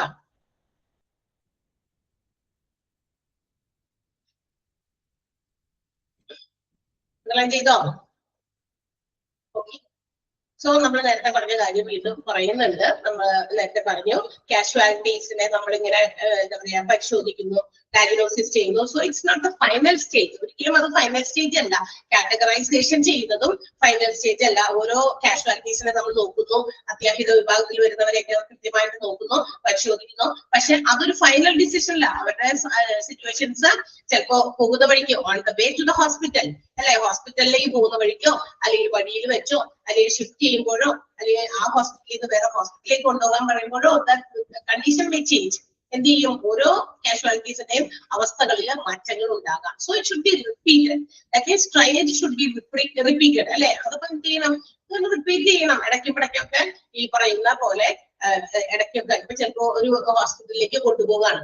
അപ്പൊ അവിടെ വരെ എത്തുന്നതിന് മുമ്പ് ചിലപ്പോൾ ചില പേഷ്യൻസിന്റെ അവസ്ഥ ചിലപ്പോൾ പെട്ടെന്ന് മോശമായി ഓർക്കവയില് വേറെ ഏതെങ്കിലും മെഡിക്കൽ കെയർ യൂണിറ്റുകളോ മറ്റേതെങ്കിലും ഇതുപോലെയുള്ള പ്രാഥമിക ശുശ്രൂഷ നൽകാൻ പറ്റുന്ന സെന്റേഴ്സ് ഒക്കെ ഉണ്ടെങ്കിൽ അവിടേക്ക് പെട്ടെന്ന് കയറ്റിയിട്ട് എന്തെങ്കിലുമൊക്കെ പരിശോധനകൾ നടത്തും. എന്തെങ്കിലും അല്ലെ എക്സ്പെക്ട് ചെയ്യാൻ പറ്റുന്ന ആളാണോ അല്ലെങ്കിൽ കൂടുതൽ വേഴ്സ്റ്റ് ആയോ കണ്ടീഷൻസ് അങ്ങനെയൊക്കെയുള്ള കാര്യങ്ങളൊക്കെ ഇടയ്ക്ക് മോണിറ്റർ ചെയ്യണം. അതുപോലെ തന്നെ അവരുടെ ഇടയ്ക്കിടയ്ക്ക് അവരെ പരിശോധിച്ചു കൊടുക്കണം. അല്ലാതെ എപ്പോഴെങ്കിലും ഒരു ട്രീറ്റ്മെന്റ് കൊടുത്തു അല്ലെങ്കിൽ പോകുന്ന വഴിക്ക് അവിടെ ഹോസ്പിറ്റലിൽ ഏതെങ്കിലും ഹോസ്പിറ്റലിൽ കയറ്റി അവിടെ ട്രീറ്റ്മെന്റ് കൊടുത്തു പിന്നെ അവിടെ നിന്ന് ഷിഫ്റ്റ് ചെയ്തു അവിടെ പറ്റുന്നില്ല വേറെ ഹോസ്പിറ്റലിലേക്ക് കൊണ്ടുപോകണം എന്നുള്ള വഴിക്കൊക്കെ നമുക്ക് ഇടയ്ക്കിടയ്ക്ക് ഇവരുടെ സ്റ്റേറ്റസ് കണ്ടീഷൻസ് എങ്ങനെയാണെന്ന് അറിയണം എന്നതാണ്. ചിലപ്പോ നേരത്തെ പറഞ്ഞതാണ് ബെറ്റർ വളരെ ബെറ്റർ ആയി തോന്നിയിരുന്ന സെക്കൻഡ് കാറ്റഗറിയിലുള്ള കുറച്ച് ഡിലേഡ് ട്രീറ്റ്മെന്റ് വേണമെന്ന് വിചാരിച്ചിരുന്നവരെ അവരുടെ എന്താ പറയാ condition may be worst after some time. കുറച്ച് കഴിയുമ്പോൾ ചിലപ്പോൾ അവരുടെ കണ്ടീഷൻ മോശമാകും. അപ്പൊ നമ്മൾ എന്ത് ചെയ്യുമ്പോൾ അടുത്ത കാറ്റഗറിയിലേക്ക് മാറ്റാനായിട്ടുള്ള സമയമൊന്നുമില്ല. കാരണം പോകുന്ന വഴിക്കൊക്കെയാണ് സിറ്റുവേഷൻ മോശമായിട്ടുള്ളത്. അപ്പൊ നമ്മൾ അതനുസരിച്ചിട്ടുള്ള കാര്യങ്ങൾ ചെയ്യേണ്ടി വരും. അതേസമയം ഹോപ്പ്ലെസ് കണ്ടീഷനിൽ നമ്മൾ കണ്ട ചില പേഷ്യൻസ് കുറച്ച് റിക്കവർ ആയതായിട്ട് നമുക്ക് മനസ്സിലാകും. ഓക്കെ. അതനുസരിച്ച് അറേഞ്ച്മെന്റുകൾ ഷുഡ് ബി മെയ്ഡ്. ട്രീറ്റ്മെന്റുകളുടെ അറേഞ്ച്മെന്റുകൾ കൃത്യമായിട്ട് നോക്കണം എന്നതാണ്. സിറ്റുവേഷൻസ് മാറുന്നതനുസരിച്ച് അതനുസരിച്ച് എന്താ പറയാ ഹോസ്പിറ്റൽസിലേക്ക് കൊണ്ടുവരുമ്പോൾ കുറച്ച് കൂടുതൽ ട്രയേജ് ചെയ്യുന്ന സ്ഥലത്ത് ഒന്നോ രണ്ടോ പേര് മാത്രമേ ഡോക്ടേഴ്സ് ഈ നേരത്തെ പറഞ്ഞ എക്സ്പീരിയൻസ്ഡ് ഫിസിഷ്യൻസോ അല്ലെങ്കിൽ സർജൻസോ ഒക്കെ ഉള്ളെങ്കിലും എന്താ പറയാ വേറെ കൂടുതൽ ഡോക്ടേഴ്സ് ഒക്കെ അവൈലബിൾ ആണെങ്കിൽ അതുപോലെ തന്നെ ഹെൽപ്പിംഗ് സ്റ്റാഫുകളൊക്കെ ancillary staff means helping assistant സ്റ്റാഫുകളാണ്. അങ്ങനെയുള്ളവരൊക്കെ കൂടുതൽ വേണമെങ്കിൽ അവൈലബിൾ ആകുന്ന അതനുസരിച്ച് ഹോസ്പിറ്റലൈസ് ചെയ്യണം. ഈ ട്രയേജ് സ്ഥലത്തേക്കൊക്കെ കൊണ്ടുവരേണ്ടി വരും. അത് സിറ്റുവേഷൻ അനുസരിച്ച് ഹാവ് ടു ബി ആക്ട് അല്ലെ. എന്താണ് ആക്ഷൻ എടുക്കേണ്ടതെന്ന് അവര് നോക്കണം. ഹോസ്പിറ്റൽസും അതുപോലെ തന്നെ ട്രയേജിൽ engaged ആയിരിക്കുന്നവര്. That means if there is influx of casualties to the hospital. കാരണം ഈ പറയുന്ന പോലെ കുത്തി ഒഴുകി ഇങ്ങനെ ആളുകളെ കൊണ്ട് ഇങ്ങനെ ഈ കാഷ്വാലിറ്റിയിലെ വിക്ടിംസിനെ കൊണ്ടുവരുന്ന സമയത്ത് ഈ പറയുന്ന more staff should be required അല്ലെ. തീർച്ചയായും കൂടുതൽ സ്റ്റാഫ് വേണ്ടി വരും, ഡോക്ടേഴ്സ് കൂടുതൽ വേണ്ടി വരും, കൂടുതൽ റിസോഴ്സസ് വേണ്ടി വരും അല്ലെ. അങ്ങനെയുള്ള കാര്യങ്ങൾക്കൊക്കെ വേണ്ടിയിട്ട് എന്താ പറയാ കൂടുതൽ സിറ്റുവേഷൻ മോശമാക്കാതിരിക്കാൻ വേണ്ടിയിട്ട് നമുക്ക് വേണ്ട ഇംപ്രൂവ്മെന്റുകൾ അതുപോലെ തന്നെ എന്താ പറയാ കാര്യങ്ങളൊക്കെ അറേഞ്ച്മെന്റുകളൊക്കെ ചെയ്യും. അതിനുള്ള ജനറൽ ആൻഡ് ലോജിസ്റ്റിക് സിറ്റുവേഷൻസ് അതനുസരിച്ച് മാറ്റിക്കൊണ്ടിരിക്കണം. നമ്മളൊരു തീരുമാനം എടുത്തു അല്ലെങ്കിൽ ഇങ്ങനെ കാര്യങ്ങളാണ് ചെയ്യാൻ ഉദ്ദേശിക്കുന്നത് അതിൽ മാറ്റങ്ങൾ വരുത്താനുണ്ടെങ്കിൽ വരുത്തിക്കൊണ്ടിരിക്കണം. സൗകര്യങ്ങളൊക്കെ ക്ലിയർ ആയോ? മനസ്സിലായോ? ആ ഒരു പാരഗ്രാഫ് ഒന്ന് വായിച്ചു നോക്കാമോ? വായിച്ചു നോക്കാം കേട്ടാ.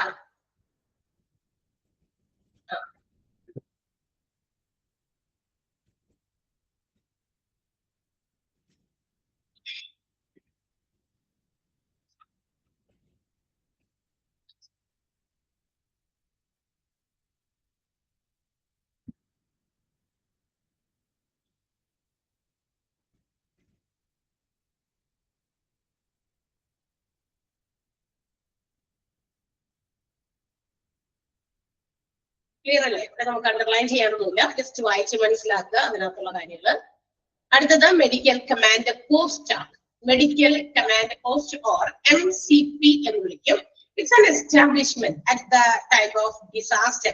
ഈ ഡിസാസ്റ്ററിന്റെ ആ ഒരു സൈറ്റില് ഉണ്ടാക്കപ്പെടുന്ന ഒരു പ്രത്യേക ഒരു എസ്റ്റാബ്ലിഷ്മെന്റ് ആണ്, ഒരു പ്രത്യേക ഒരു സൗകര്യമൊരുക്കലാണ് MCP എന്ന് പറയുന്നത്. ഇതെന്ന് പറയുന്നത് in A disaster there is a plan. ഒരു ഹോസ്പിറ്റലിലാണെങ്കിൽ ഒരു പ്ലാൻ ഉണ്ട്. ഒരു ഡിസാസ്റ്റർ സൈറ്റിൽ നമ്മൾ എന്തൊക്കെ കാര്യങ്ങൾ ചെയ്യണം, അതിൽ നിന്ന് കൊണ്ടുവരുന്ന പേഷ്യൻസിനെ ഹോസ്പിറ്റലിൽ എന്തൊക്കെ കാര്യങ്ങൾ ചെയ്യണം, പ്ലാൻ. ആ ഒരു പ്ലാൻ എസ്റ്റാബ്ലിഷ്മെന്റ്, അതിന്റെ ടോട്ടൽ എന്താ പറയാ എല്ലാ ഓപ്പറേഷൻസും ഇൻക്ലൂഡ് ചെയ്യുന്ന ആ ഒരു എസ്റ്റാബ്ലിഷ്മെന്റിനെയാണ് നമ്മൾ MCP അല്ലെങ്കിൽ മെഡിക്കൽ കമാൻഡ് പ്ലാൻ എന്ന് പറയുന്നത്. at the time of a disaster, ഒരു ഡിസാസ്റ്റർ ഒക്കെ വരുന്ന സമയത്ത് നമ്മൾ ട്രയേജ് കൊടുക്കാൻ നമ്മൾ നേരത്തെ പറഞ്ഞു, അതിനകത്ത് ഇൻക്ലൂഡ് ചെയ്യുന്നത് ഫിസിഷ്യൻസും എക്സ്പീരിയൻസ്ഡ് ഫിസിഷ്യൻസും അതുപോലെ തന്നെ സർജൻസും ആണ്. അതിലുൾപ്പെടെ അവിടെ നിന്ന് തുടങ്ങുന്നു ആ ട്രയേജ്, ഡിസാസ്റ്റർ സൈറ്റിൽ നിന്ന് തുടങ്ങും. അവിടെ നിന്ന് തുടങ്ങുന്ന ട്രയേജ് നമ്മുടെ ഹോസ്പിറ്റലിൽ വന്നാലും വീണ്ടും നമുക്ക് ട്രയേജ് ചെയ്യേണ്ടി വരും. കാരണം തൊട്ടുമുകളിൽ പറഞ്ഞ പാരഗ്രാഫ് തന്നെയാണ്. എന്താണത്? That means the situation may be worsened. ചില ആളുകളുടെ സിറ്റുവേഷൻസ് വേഴ്സൻഡ് ആയി കാണാം, ചിലര് മേ ബി ബെറ്റർ, അവരുടെ സിറ്റുവേഷൻസ് ബെറ്റർ ആയി കാണാം. സോ ഇവിടെ കൊണ്ടുവരുമ്പോഴും നമുക്ക് ട്രയേജ് ചെയ്യേണ്ടി വരും. ആ ഒരു ട്രയേജിങ് പ്രൊസീജിയേഴ്സിൽ നിന്ന് തുടങ്ങി there are a lot of operations to be done. ഒരുപാട് കാര്യങ്ങൾ ചെയ്യാറുണ്ട്. അതിന്റെ ആ ഒരു ടോട്ടൽ പ്ലാൻ, അതിന് വേണ്ടിയിട്ടുള്ള ഒരു എസ്റ്റാബ്ലിഷ്മെന്റ്, അതിനെയാണ് നമ്മൾ MCP അല്ലെങ്കിൽ മെഡിക്കൽ കമാൻഡ് പോസ്റ്റ് എന്ന് വിളിക്കുക. അപ്പൊ ഫസ്റ്റ് സെന്റൻസ് ഒന്ന് അണ്ടർലൈൻ ചെയ്തിട്ട്, establishment of a medical command post at the disaster site greatly facilitates the operation of the total plan. ഇങ്ങനെ ഒരു എസ്റ്റാബ്ലിഷ്മെന്റ് ഉള്ളത് കൊണ്ട് നമ്മുടെ ഈ ടോട്ടൽ പ്ലാൻ ഓഫ് ദ ഡിസാസ്റ്ററിന്റെ ആകെയുള്ള മൊത്തത്തിലുള്ള ഒരു പ്ലാനിനെ കൃത്യമായിട്ട് പല കാര്യങ്ങളും സൗകര്യപ്പെടുത്താനൊക്കെ സഹായിക്കും എന്നുള്ളതാണ് MCPയുടെ പ്രത്യേകത. So that MCP coordinates many activities. ഒരുപാട് ആക്ടിവിറ്റീസ് MCP കോർഡിനേറ്റ് ചെയ്യാനുണ്ട്. Like medical operations, establishment of triage ചെയ്യുന്ന കാര്യങ്ങൾ എങ്ങനെയൊക്കെയാണ് നമ്മൾ കാറ്റഗറൈസ് ചെയ്യേണ്ടത്, മെഡിക്കൽ ഓപ്പറേഷൻസ് എന്തൊക്കെ കാര്യങ്ങൾ ചെയ്യാനുണ്ട്, ഹോസ്പിറ്റലിനകത്തെ എന്ത് കാര്യങ്ങൾ ചെയ്യണം, പിന്നെ എന്താ പറയാ decides the appropriateness and location of first dressing. അതായത് ഇപ്പൊ കൊണ്ടുവരുന്ന പേഷ്യൻസിന് ആദ്യം തന്നെയൊക്കെ ചിലപ്പോ ചില ഇഞ്ചുറീസ് ഒക്കെ ആണെങ്കിൽ ഡ്രസ്സിംഗ് ഒക്കെ കൊടുക്കും. അതിനുവേണ്ടി അവര് അപ്രോപ്രിയേറ്റ് ആയിട്ടുള്ള സ്ഥലം എവിടെയാണ് അതിന് നമുക്ക് സൗകര്യം ഒരുക്കാൻ പറ്റുക, ഹോസ്പിറ്റൽസിന്റെ അകത്ത് പ്രമീസസിനകത്ത് എവിടെയാണ് നമുക്ക് അങ്ങനെ ഒരു എന്താ പറയാ സൗകര്യപ്പെടുത്താൻ പറ്റുന്ന ഒരു ഏരിയ ഉണ്ടോ, അതിനെ കുറിച്ചിട്ടുള്ള തീരുമാനങ്ങൾ ഒക്കെ കൊണ്ടുവരണം. പെട്ടെന്നായിരിക്കും, ഒന്നും സമയമില്ല കളയാൻ. ബിക്കോസ് ഓൾറെഡി ഇതിന് വേണ്ടിയിട്ടുള്ള ട്രെയിനിങ് ഹോസ്പിറ്റൽസില് സ്റ്റാഫ്സിന് കൊടുക്കുന്നുണ്ട് അല്ലെ. അത് നമ്മൾ നേരത്തെ പഠിച്ചു. പ്രീ ഡിസാസ്റ്റർ ഫേസില് every staff in the hospital are trained accordingly. അതിനനുസരിച്ച് ട്രെയിനിങ് മാത്രം കൊടുത്താൽ പോരാട്ടോ, ഇടയ്ക്ക് വൺസ് ഇൻ എ ഇയർ എങ്കിലും, വർഷത്തിൽ ഒരു പ്രാവശ്യമെങ്കിലും ഇത് സ്വയം അവരത് പ്രാക്ടിക്കലായിട്ട് ചെയ്തു നോക്കണം.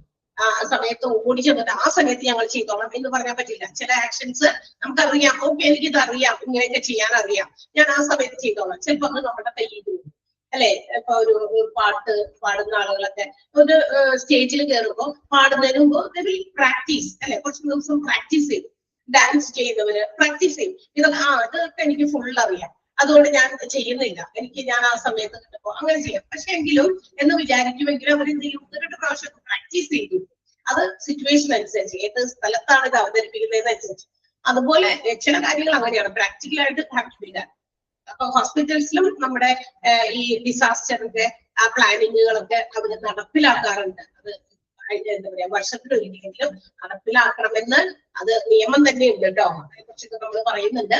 സോ ഈ പറയുന്ന ഹോസ്പിറ്റൽസിലെ MCP കോർഡിനേറ്റ് ചെയ്യുന്ന ഒരുപാട് കാര്യങ്ങളുണ്ട്. Like medical operations, triage, deciding of the appropriate location of the first dressing station, പിന്നെ site and operation of the ambulance dispatch area. ആംബുലൻസിന് വരാനും പേഷ്യൻസിനെ കൊണ്ടുവരാനും അതിനൊക്കെ അതേപോലെ തന്നെ തിരിച്ച് വീണ്ടും അടുത്ത പേഷ്യൻസിനെ കൊണ്ടുവരാൻ പോകണമല്ലോ. അപ്പൊ അത് വരാൻ പോകാനൊക്കെ ഉള്ള ആ ഒരു സൗകര്യങ്ങളും ഇതൊക്കെ എങ്ങനെയാണ് ചെയ്യേണ്ടതെന്ന് നമ്മുടെ MCP ആണ് ഇതെല്ലാം ഏകോപിപ്പിക്കുന്നത്. All these activities are coordinated by MCP. മനസ്സിലായോ? ഡിസാസ്റ്ററിൽ ഈ പറയുന്ന കാര്യങ്ങളൊക്കെ ചെയ്യാൻ എന്തായാലും ഇതൊക്കെ എല്ലാവർക്കും ചെയ്യണമെന്നറിയാം. പക്ഷെ എങ്കിലും the plan has to be activated. ഏറ്റവും ഇമ്പോർട്ടന്റ് ആയിട്ടുള്ള കാര്യം നമ്മൾ നടത്തി നേരത്തെ കൂട്ടി തീരുമാനിച്ചു വെച്ചിരിക്കുന്ന പ്ലാനുകൾ നടപ്പിലാക്കുക എന്നുള്ളതാണ്. അപ്പൊ നടപ്പിലാക്കാന് ഉള്ള ഒരു എസ്റ്റാബ്ലിഷ്മെന്റ് ആണ് ഹോസ്പിറ്റൽസിൽ മെഡിക്കൽ കമാൻഡ് പോസ്റ്റ് എന്ന് പറയുന്നത്. ക്ലിയർ ആയോ? ആ ഒരു സെന്റൻസും അണ്ടർലൈൻ ചെയ്യണം. ആംബുലൻസ് ഡിസ്പാച്ച് ഏരിയ വരെ കേട്ടോ, ഇമ്പോർട്ടന്റ് ആണ്, അണ്ടർലൈൻ ചെയ്യാം.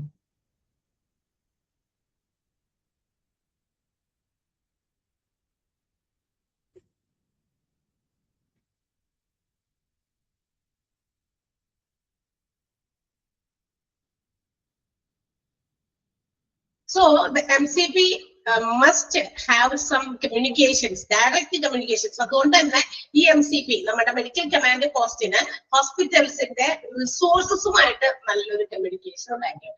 ഡയറക്റ്റ് അവര് പറഞ്ഞു ഇവര് പറഞ്ഞു അല്ലെങ്കിൽ മറ്റേതെങ്കിലും ഡിപ്പാർട്ട്മെന്റ് വഴിയോ പോരാ, ഡയറക്റ്റ് കമ്മ്യൂണിക്കേഷൻ ആണ്.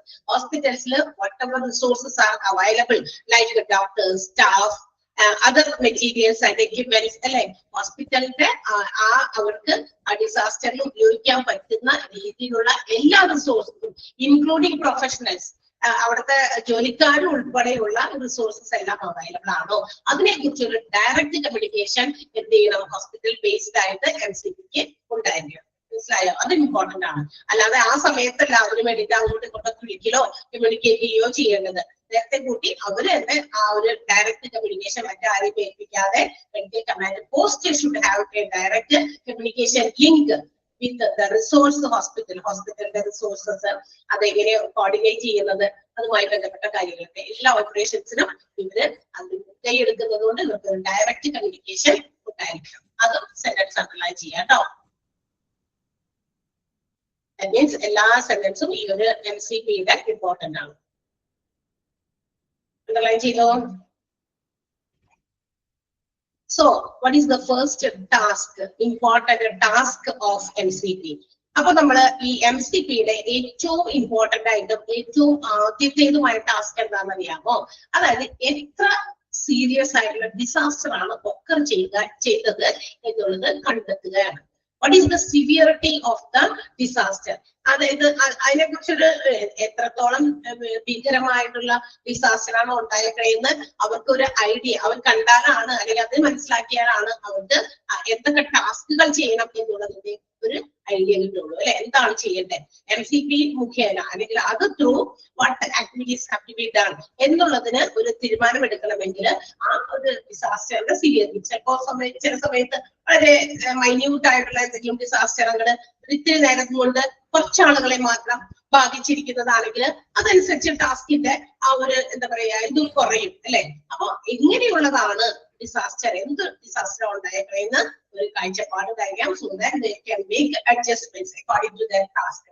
അപ്പൊ ടാസ്കുകൾ അവരനുസരിച്ച് അഡ്ജസ്റ്റ് ചെയ്യാൻ പറ്റും. And also at the same time they should know about the resources available. എന്തൊക്കെ റിസോഴ്സസ് നമുക്ക് ആ ഒരു ഡിസാസ്റ്ററിനെ നമുക്ക് ഫേസ് ചെയ്യാൻ നമ്മുടെ കയ്യിലുള്ള റിസോഴ്സസ് എന്തൊക്കെയാണെന്നും അറിയണം. അപ്പൊ അതാണ് MCPയുടെ ഫസ്റ്റ് ടാസ്ക് എന്നാണ് കേട്ടോ. അത് ടാങ്ക് അല്ല, ഇവിടെ എന്റെ പെർസെന്റേജ് ഇരിക്കുന്നത് ടാങ്ക് ആണ്. നിങ്ങളുടെ കറക്റ്റ് ചെയ്തിരിക്കാൻ സാധ്യതയുണ്ട്. ആണോ? കറക്റ്റ് ചെയ്തിട്ടുണ്ടോ പിള്ളേരെ?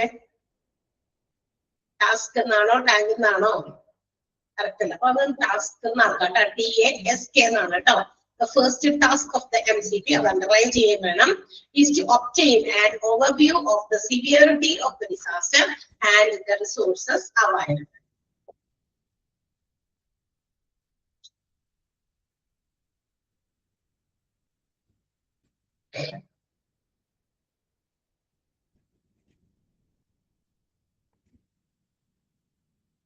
Yes.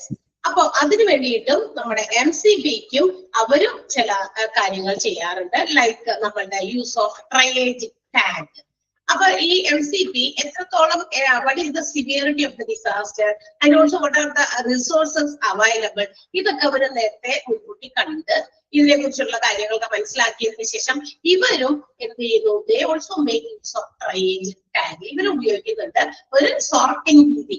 അവരതിനു വേണ്ടിയിട്ട് ഒരു ട്രയേജ് ടാഗ് ആണ് കൊടുക്കുന്നത്. എന്ന് വെച്ചാൽ ഹോസ്പിറ്റലിലേക്ക് ഇവിടെ മെഡിക്കൽ കമാൻഡ് പോസ്റ്റ് കൊണ്ടുവരുന്ന പേഷ്യൻസിനെ they have to identify ഇവിടെ ആർക്കാണ് ഏറ്റവും ഇമ്മീഡിയറ്റ് ആയിട്ട് ട്രീറ്റ്മെന്റ് കൊടുക്കേണ്ടത്. ഓൾറെഡി ഡിസാസ്റ്റർ സൈറ്റിൽ ഒരു ട്രൈ ചെയ്ത് കഴിഞ്ഞു. അവർ കാറ്റഗറൈസ് ചെയ്തുള്ളൂ. ഏത് കാറ്റഗറി നമ്പർ 1, 2, 3 എന്ന് പറഞ്ഞ് കാറ്റഗറൈസ് ചെയ്തു. ചില എക്സെപ്ഷണൽ ചില റെയർ കേസസിൽ മാത്രം കാറ്റഗറി നമ്പർ 4 വന്നു. അങ്ങനെ കൊണ്ടുപോകുന്നു. അത് ഹോസ്പിറ്റലിൽ എത്തുമ്പോ ഇതിങ്ങനെ കാറ്റഗറി നമ്പർ 1, 2, 3 എന്നൊന്നും പറയാനൊന്നും ആളുണ്ടാവില്ല. ഇങ്ങനെ പെട്ടെന്ന് അവിടുന്ന് ആ കാറ്റഗറി നമ്പർ 1ൽ വന്നിരിക്കുന്നവരെ ആദ്യം പെട്ടെന്ന് ഏതെങ്കിലുമൊക്കെ അവൈലബിൾ വണ്ടികളും വാഹനങ്ങളും ഉപയോഗിച്ച് വേഗം ഹോസ്പിറ്റലിലേക്ക് കൊണ്ടുപോകും. ഇത് കൊണ്ടു ചെല്ലുന്ന ആളുകൾ അത് തീർന്നതിന് ശേഷമാണ് സെക്കൻഡ് കാറ്റഗറിയിലുള്ളവരെ കൊണ്ടുപോകുന്നത്. അപ്പൊ ഇതിൽ കൊണ്ടുവരുന്നവരില് വീണ്ടും അവിടുന്ന് ട്രയേജ് ഓൾറെഡി ചെയ്ത് കൊണ്ടുവരുന്നു. ഇവിടെ വരുമ്പോ സിറ്റുവേഷൻസ് ചിലപ്പോൾ മാറാം. വന്നതേ അല്ലെ, നമ്മൾ നേരത്തെ പറഞ്ഞു ഒരു ട്രാൻസ്പോർട്ടേഷൻ സമയത്ത് ചിലപ്പോൾ മാറാൻ സാധ്യതയുണ്ട്. അപ്പൊ ഇവിടെ വരുമ്പോൾ വീണ്ടും നമുക്കൊന്ന് ട്രയേജ് ചെയ്യണം. അപ്പൊ ഇവിടെ ഹോസ്പിറ്റൽസിൽ അതിന് വേണ്ടിയിട്ട് ടു ഐഡന്റിഫൈ ദ പേഷ്യന്റ്, ആ പേഷ്യന്റ് കാഷ്വാലിറ്റിനെ മനസ്സിലാക്കാനൊക്കെ വേണ്ടിയിട്ട് അവിടെയും ഒരു ട്രയേജ് നടത്തുന്നുണ്ട്.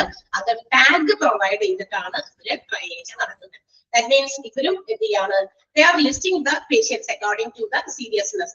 എത്രത്തോളം ഗൗരവമേറിയ ട്രീറ്റ്മെന്റുകളാണ് വേണ്ടത് എന്നനുസരിച്ച് അവര് പേഷ്യൻസിനെ എന്ത് ചെയ്യുന്നു, കാറ്റഗറൈസ് ചെയ്യുന്നു. പേഷ്യൻസിന്റെ ഇഞ്ചുറീസും അവർക്ക് കൊടുക്കേണ്ട മെഡിക്കേഷൻസും അതിന്റെയൊക്കെ ബേസിസിൽ they are categorizing the patients, critically ആയിട്ടുള്ള പേഷ്യൻസ് അങ്ങനെയൊക്കെ.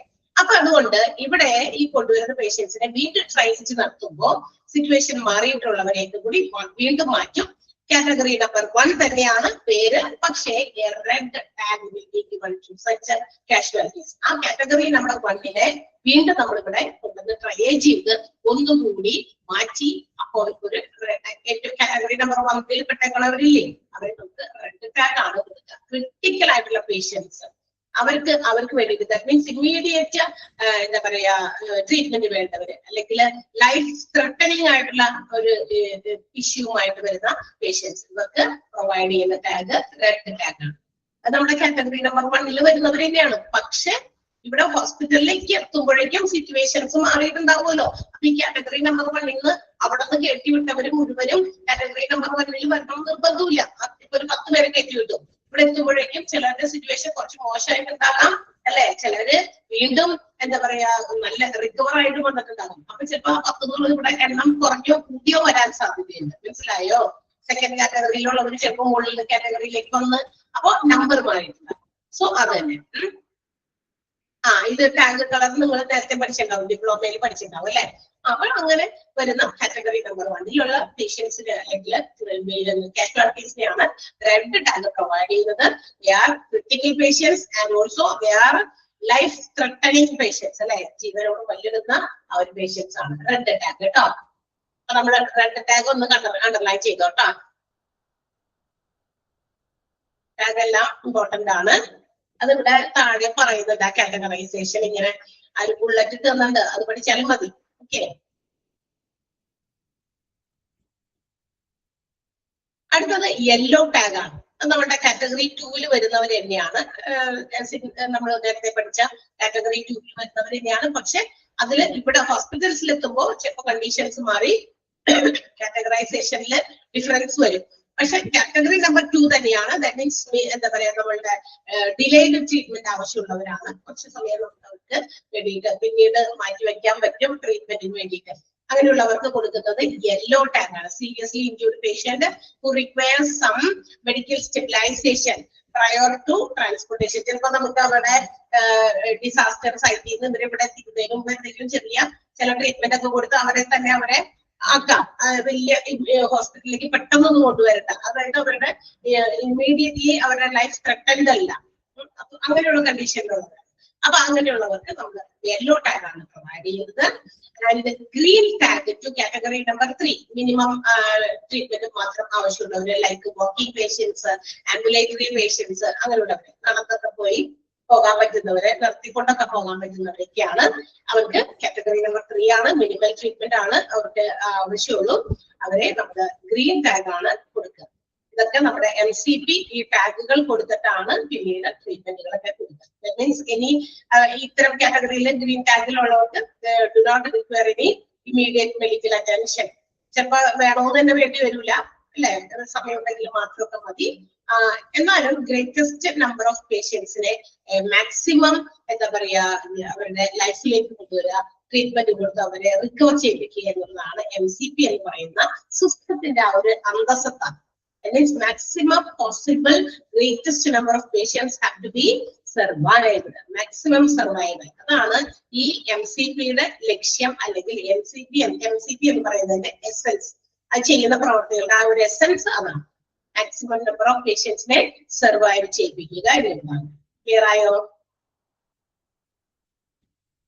മനസ്സിലായോ? യെസ്, ഗ്രീൻ ടാഗും യെല്ലോ ടാഗും ഒക്കെ അണ്ടർലൈൻ ചെയ്യണേ. അതില് അത് ടാഗുകളുടെ കഴിഞ്ഞിട്ട് അതിന്റെ താഴെയുള്ള next sentence, providing the maximum care possible for the greatest number of patients aimed at maximum survival is the essence of the system. Essence of which system? ഏത് സിസ്റ്റത്തിന്റെ എസൻസ് ആണ്? MCP എന്നതിന്റെ കേട്ടോ. അതാണ് MCP എന്ന് പറയുന്ന സിസ്റ്റത്തിന്റെ എസൻസ് ആണ്. Yes.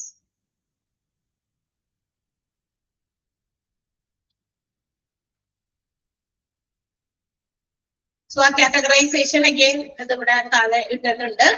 Critical patients, red tag first. Urgent patients, yellow tag second. Walking wounded, green tag third. Dead, any dying. മരിച്ചതോ മരിക്കാൻ എന്താ പറയാ no chance of survival കിടക്കുന്ന ആളുകളോ അങ്ങനെയുള്ളവര് ബ്ലാക്ക് ടാഗ് ആണ്, അത് ലാസ്റ്റ് ആണ്. ആൻഡ് ഓൾസോ നമ്മൾ ഇങ്ങനെയുള്ള കാര്യങ്ങളൊക്കെ ചെയ്യുമ്പോൾ they can use all available transporting facilities. അതായത് ഏത് രീതിയിലുള്ള ആളുകളെ എങ്ങനെയൊക്കെ കൊണ്ടുപോകാൻ പറ്റുമോ ആ രീതിയിലുള്ള എല്ലാ വാഹനങ്ങളും മറ്റു കാര്യങ്ങളൊക്കെ അവർ ഉപയോഗിക്കണം. ഹോസ്പിറ്റൽസിന്റെ എമർജൻസി ആംബുലൻസുകളും ഉൾപ്പെടെ. അതായത് അത് ഹോസ്പിറ്റൽസിന്റെ എമർജൻസി ആംബുലൻസുകൾ only for transporting the serious, വളരെ സീരിയസ് ആയിട്ടുള്ള പേഷ്യൻസിനെ ട്രാൻസ്പോർട്ട് ചെയ്യാൻ ഉപയോഗിക്കാം. മറ്റ് സൗകര്യങ്ങള്, ട്രാൻസ്പോർട്ടേഷൻ ഫെസിലിറ്റീസ്, പ്രൈവറ്റ് കാറുകള്, അടുത്തുള്ള പ്രദേശത്തുള്ള ആളുകളിലൊക്കെ വാഹനങ്ങൾ, ഏത് തരത്തിലുള്ള വാഹനങ്ങളാണെങ്കിലും അതൊക്കെ ഉപയോഗിച്ച ആളുകളെ ഷിഫ്റ്റ് ചെയ്യും. മനസ്സിലായോ? മനസ്സിലായോ? യെസ്. ആ 4 കുത്തിട്ടിരിക്കുന്ന അതൊന്ന് അണ്ടർലൈൻ ചെയ്തോട്ടാ. ബുള്ളറ്റുകൾ 4 അണ്ടർലൈൻ ചെയ്തു.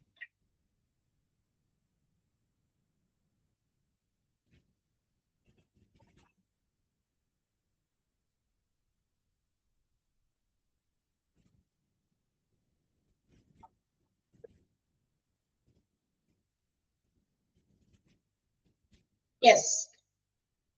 Organization of disaster management at the hospital. Hospitals, what all arrangements have to be made. നമ്മൾ പറഞ്ഞു കഴിഞ്ഞ ക്ലാസ്സില് it is the extended services of the hospital during disaster. Disaster സമയത്ത് ഉണ്ടാകുന്ന സേവനങ്ങൾ എന്ന് പറയുന്നത് സാധാരണ നടക്കുന്ന, അതായത് കോമൺ ഡേയിൽ നടക്കുന്ന സേവനങ്ങളിൽ നിന്ന് കുറച്ചുകൂടി എക്സ്റ്റെൻഡഡ് ആയിട്ടുള്ള സേവനങ്ങളായിരിക്കും ആ സമയത്ത് കൊടുക്കുക. That means there will be quantitative extension. Quantitative extension ആണ്. എന്താ ക്വാണ്ടിറ്റേറ്റീവ് എന്ന് പറഞ്ഞാൽ എണ്ണത്തിൽ, അതായത് അവർ കൊടുക്കുന്ന സേവനങ്ങള് ഒരുപാട് കൂടും. നമ്പർ ഓഫ് കാഷ്വാലിറ്റീസ്, പേഷ്യൻസ് ഒരുപാട് വരും. അപ്പൊ ഒരു ഹോസ്പിറ്റലിൽ സാധാരണ രാവിലെ മുതൽ അവരുടെ OP-യിൽ വരുന്ന ഇത്ര പേഷ്യൻസ് എന്നുള്ളത് ഒരു 100-200 പേഷ്യന്റ് വരുന്നു, അല്ലെങ്കിൽ ഓരോ ഹോസ്പിറ്റലിനെ ഡിപ്പെൻഡ് ചെയ്തിരിക്കും. സൈസ് ഓഫ് ഹോസ്പിറ്റലും ഫെസിലിറ്റീസ് ഓഫ് ഹോസ്പിറ്റലും ഡിപ്പെൻഡ് ചെയ്ത് വരുന്ന പേഷ്യൻസിന്റെ എണ്ണമൊക്കെ മാറും. ഇപ്പൊ ഒരു ദിവസത്തിൽ ഒരു 500 പേര് ഹോസ്പിറ്റലിൽ വരുന്ന ഒരു ഹോസ്പിറ്റലാണെങ്കിൽ അവിടേക്ക് ഇത്തരം ഡിസാസ്റ്ററുള്ള സമയത്ത് 500 എന്നല്ല, ചിലപ്പോ 1000, 2000, 3000 പേഷ്യൻസ് ഒക്കെ വരാൻ സാധ്യത. ദാറ്റ് മീൻസ് നമ്പറില്, എണ്ണത്തില് വർധനവുണ്ടാകും. അതാണ് quantitative extension of normal hospital emergencies and operations എന്ന് പറയുന്നത്. അതായത് അവിടെ നടക്കുന്ന എന്ത് സേവനമായാലും അത് എണ്ണത്തിൽ ഒരുപാട് കൂടും. അവിടെ നിൽക്കുന്ന സർജറീസ് ആയിക്കോട്ടെ, മറ്റ് ഏതെങ്കിലും തരത്തിലുള്ള എമർജൻസി ട്രീറ്റ്മെന്റുകൾ ആയിക്കോട്ടെ, അതൊക്കെ എണ്ണത്തിൽ ഒത്തിരി വർധനവുണ്ടാകും. അതുകൊണ്ട് the hospital have to mobilize their services. അവരുടേതായ പ്രവർത്തനങ്ങളൊക്കെ അവര് കുറച്ചുകൂടി നല്ല രീതിയിൽ ഒന്ന് പുഷപ്പ് ചെയ്യും, അല്ലെ, കുറച്ച് എക്സ്റ്റെൻഡ് ചെയ്യാറുണ്ട് ഒരുപാട് കാര്യങ്ങൾ. So every hospital should be prepared to provide emergency treatment to each and every casualties, and also should have a disaster plan. അപ്പൊ എല്ലാ ഹോസ്പിറ്റൽസിനും തീർച്ചയായിട്ടും ഏത് സമയത്താണോ ഏത് സ്ഥലത്താണോ ഡിസാസ്റ്റർ ഉണ്ടാകുക നമുക്ക് നേരത്തെ പ്രെഡിക്റ്റ് ചെയ്യാൻ പറ്റാത്ത സാഹചര്യത്തില് എല്ലാ ഹോസ്പിറ്റൽസിനും ഒരു പ്ലാൻ ഉണ്ടായിരിക്കണം. ഡിസാസ്റ്ററിനെ കുറിച്ച് പ്ലാൻ ഉണ്ടായിരിക്കണം. മാത്രമല്ല they have to be prepared to give emergency treatment. Emergency treatment mass casualties വന്നാലും, മാസ് കാഷ്വാലിറ്റീസ് എന്ന് പറഞ്ഞാൽ എന്താ, ഒരുപാട് അത്യാഹിത വിഭാഗങ്ങൾ വന്നാൽ, അത്യാഹിത വിഭാഗത്തിൽപ്പെട്ട പേഷ്യൻസ് വന്നാൽ അവരെയൊക്കെ കൃത്യമായിട്ട് സെർവ് ചെയ്യാനായിട്ട് പറ്റണം, ട്രീറ്റ്മെന്റ് കൊടുക്കാനായിട്ട് പറ്റണം. മനസ്സിലായോ? അതില് ഫസ്റ്റ് സെന്റൻസ് ഒന്ന് അണ്ടർലൈൻ ചെയ്യണം കേട്ടോ, എമർജൻസീസ് വരെ.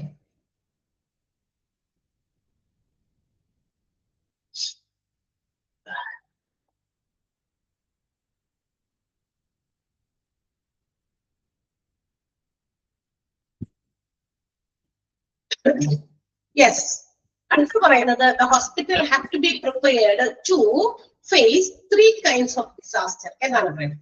3 തരത്തിലുള്ള ഡിസാസ്റ്ററുകളെ ഫേസ് ചെയ്യാൻ ഒരുങ്ങിയിരിക്കണം എല്ലാ ഹോസ്പിറ്റൽസും.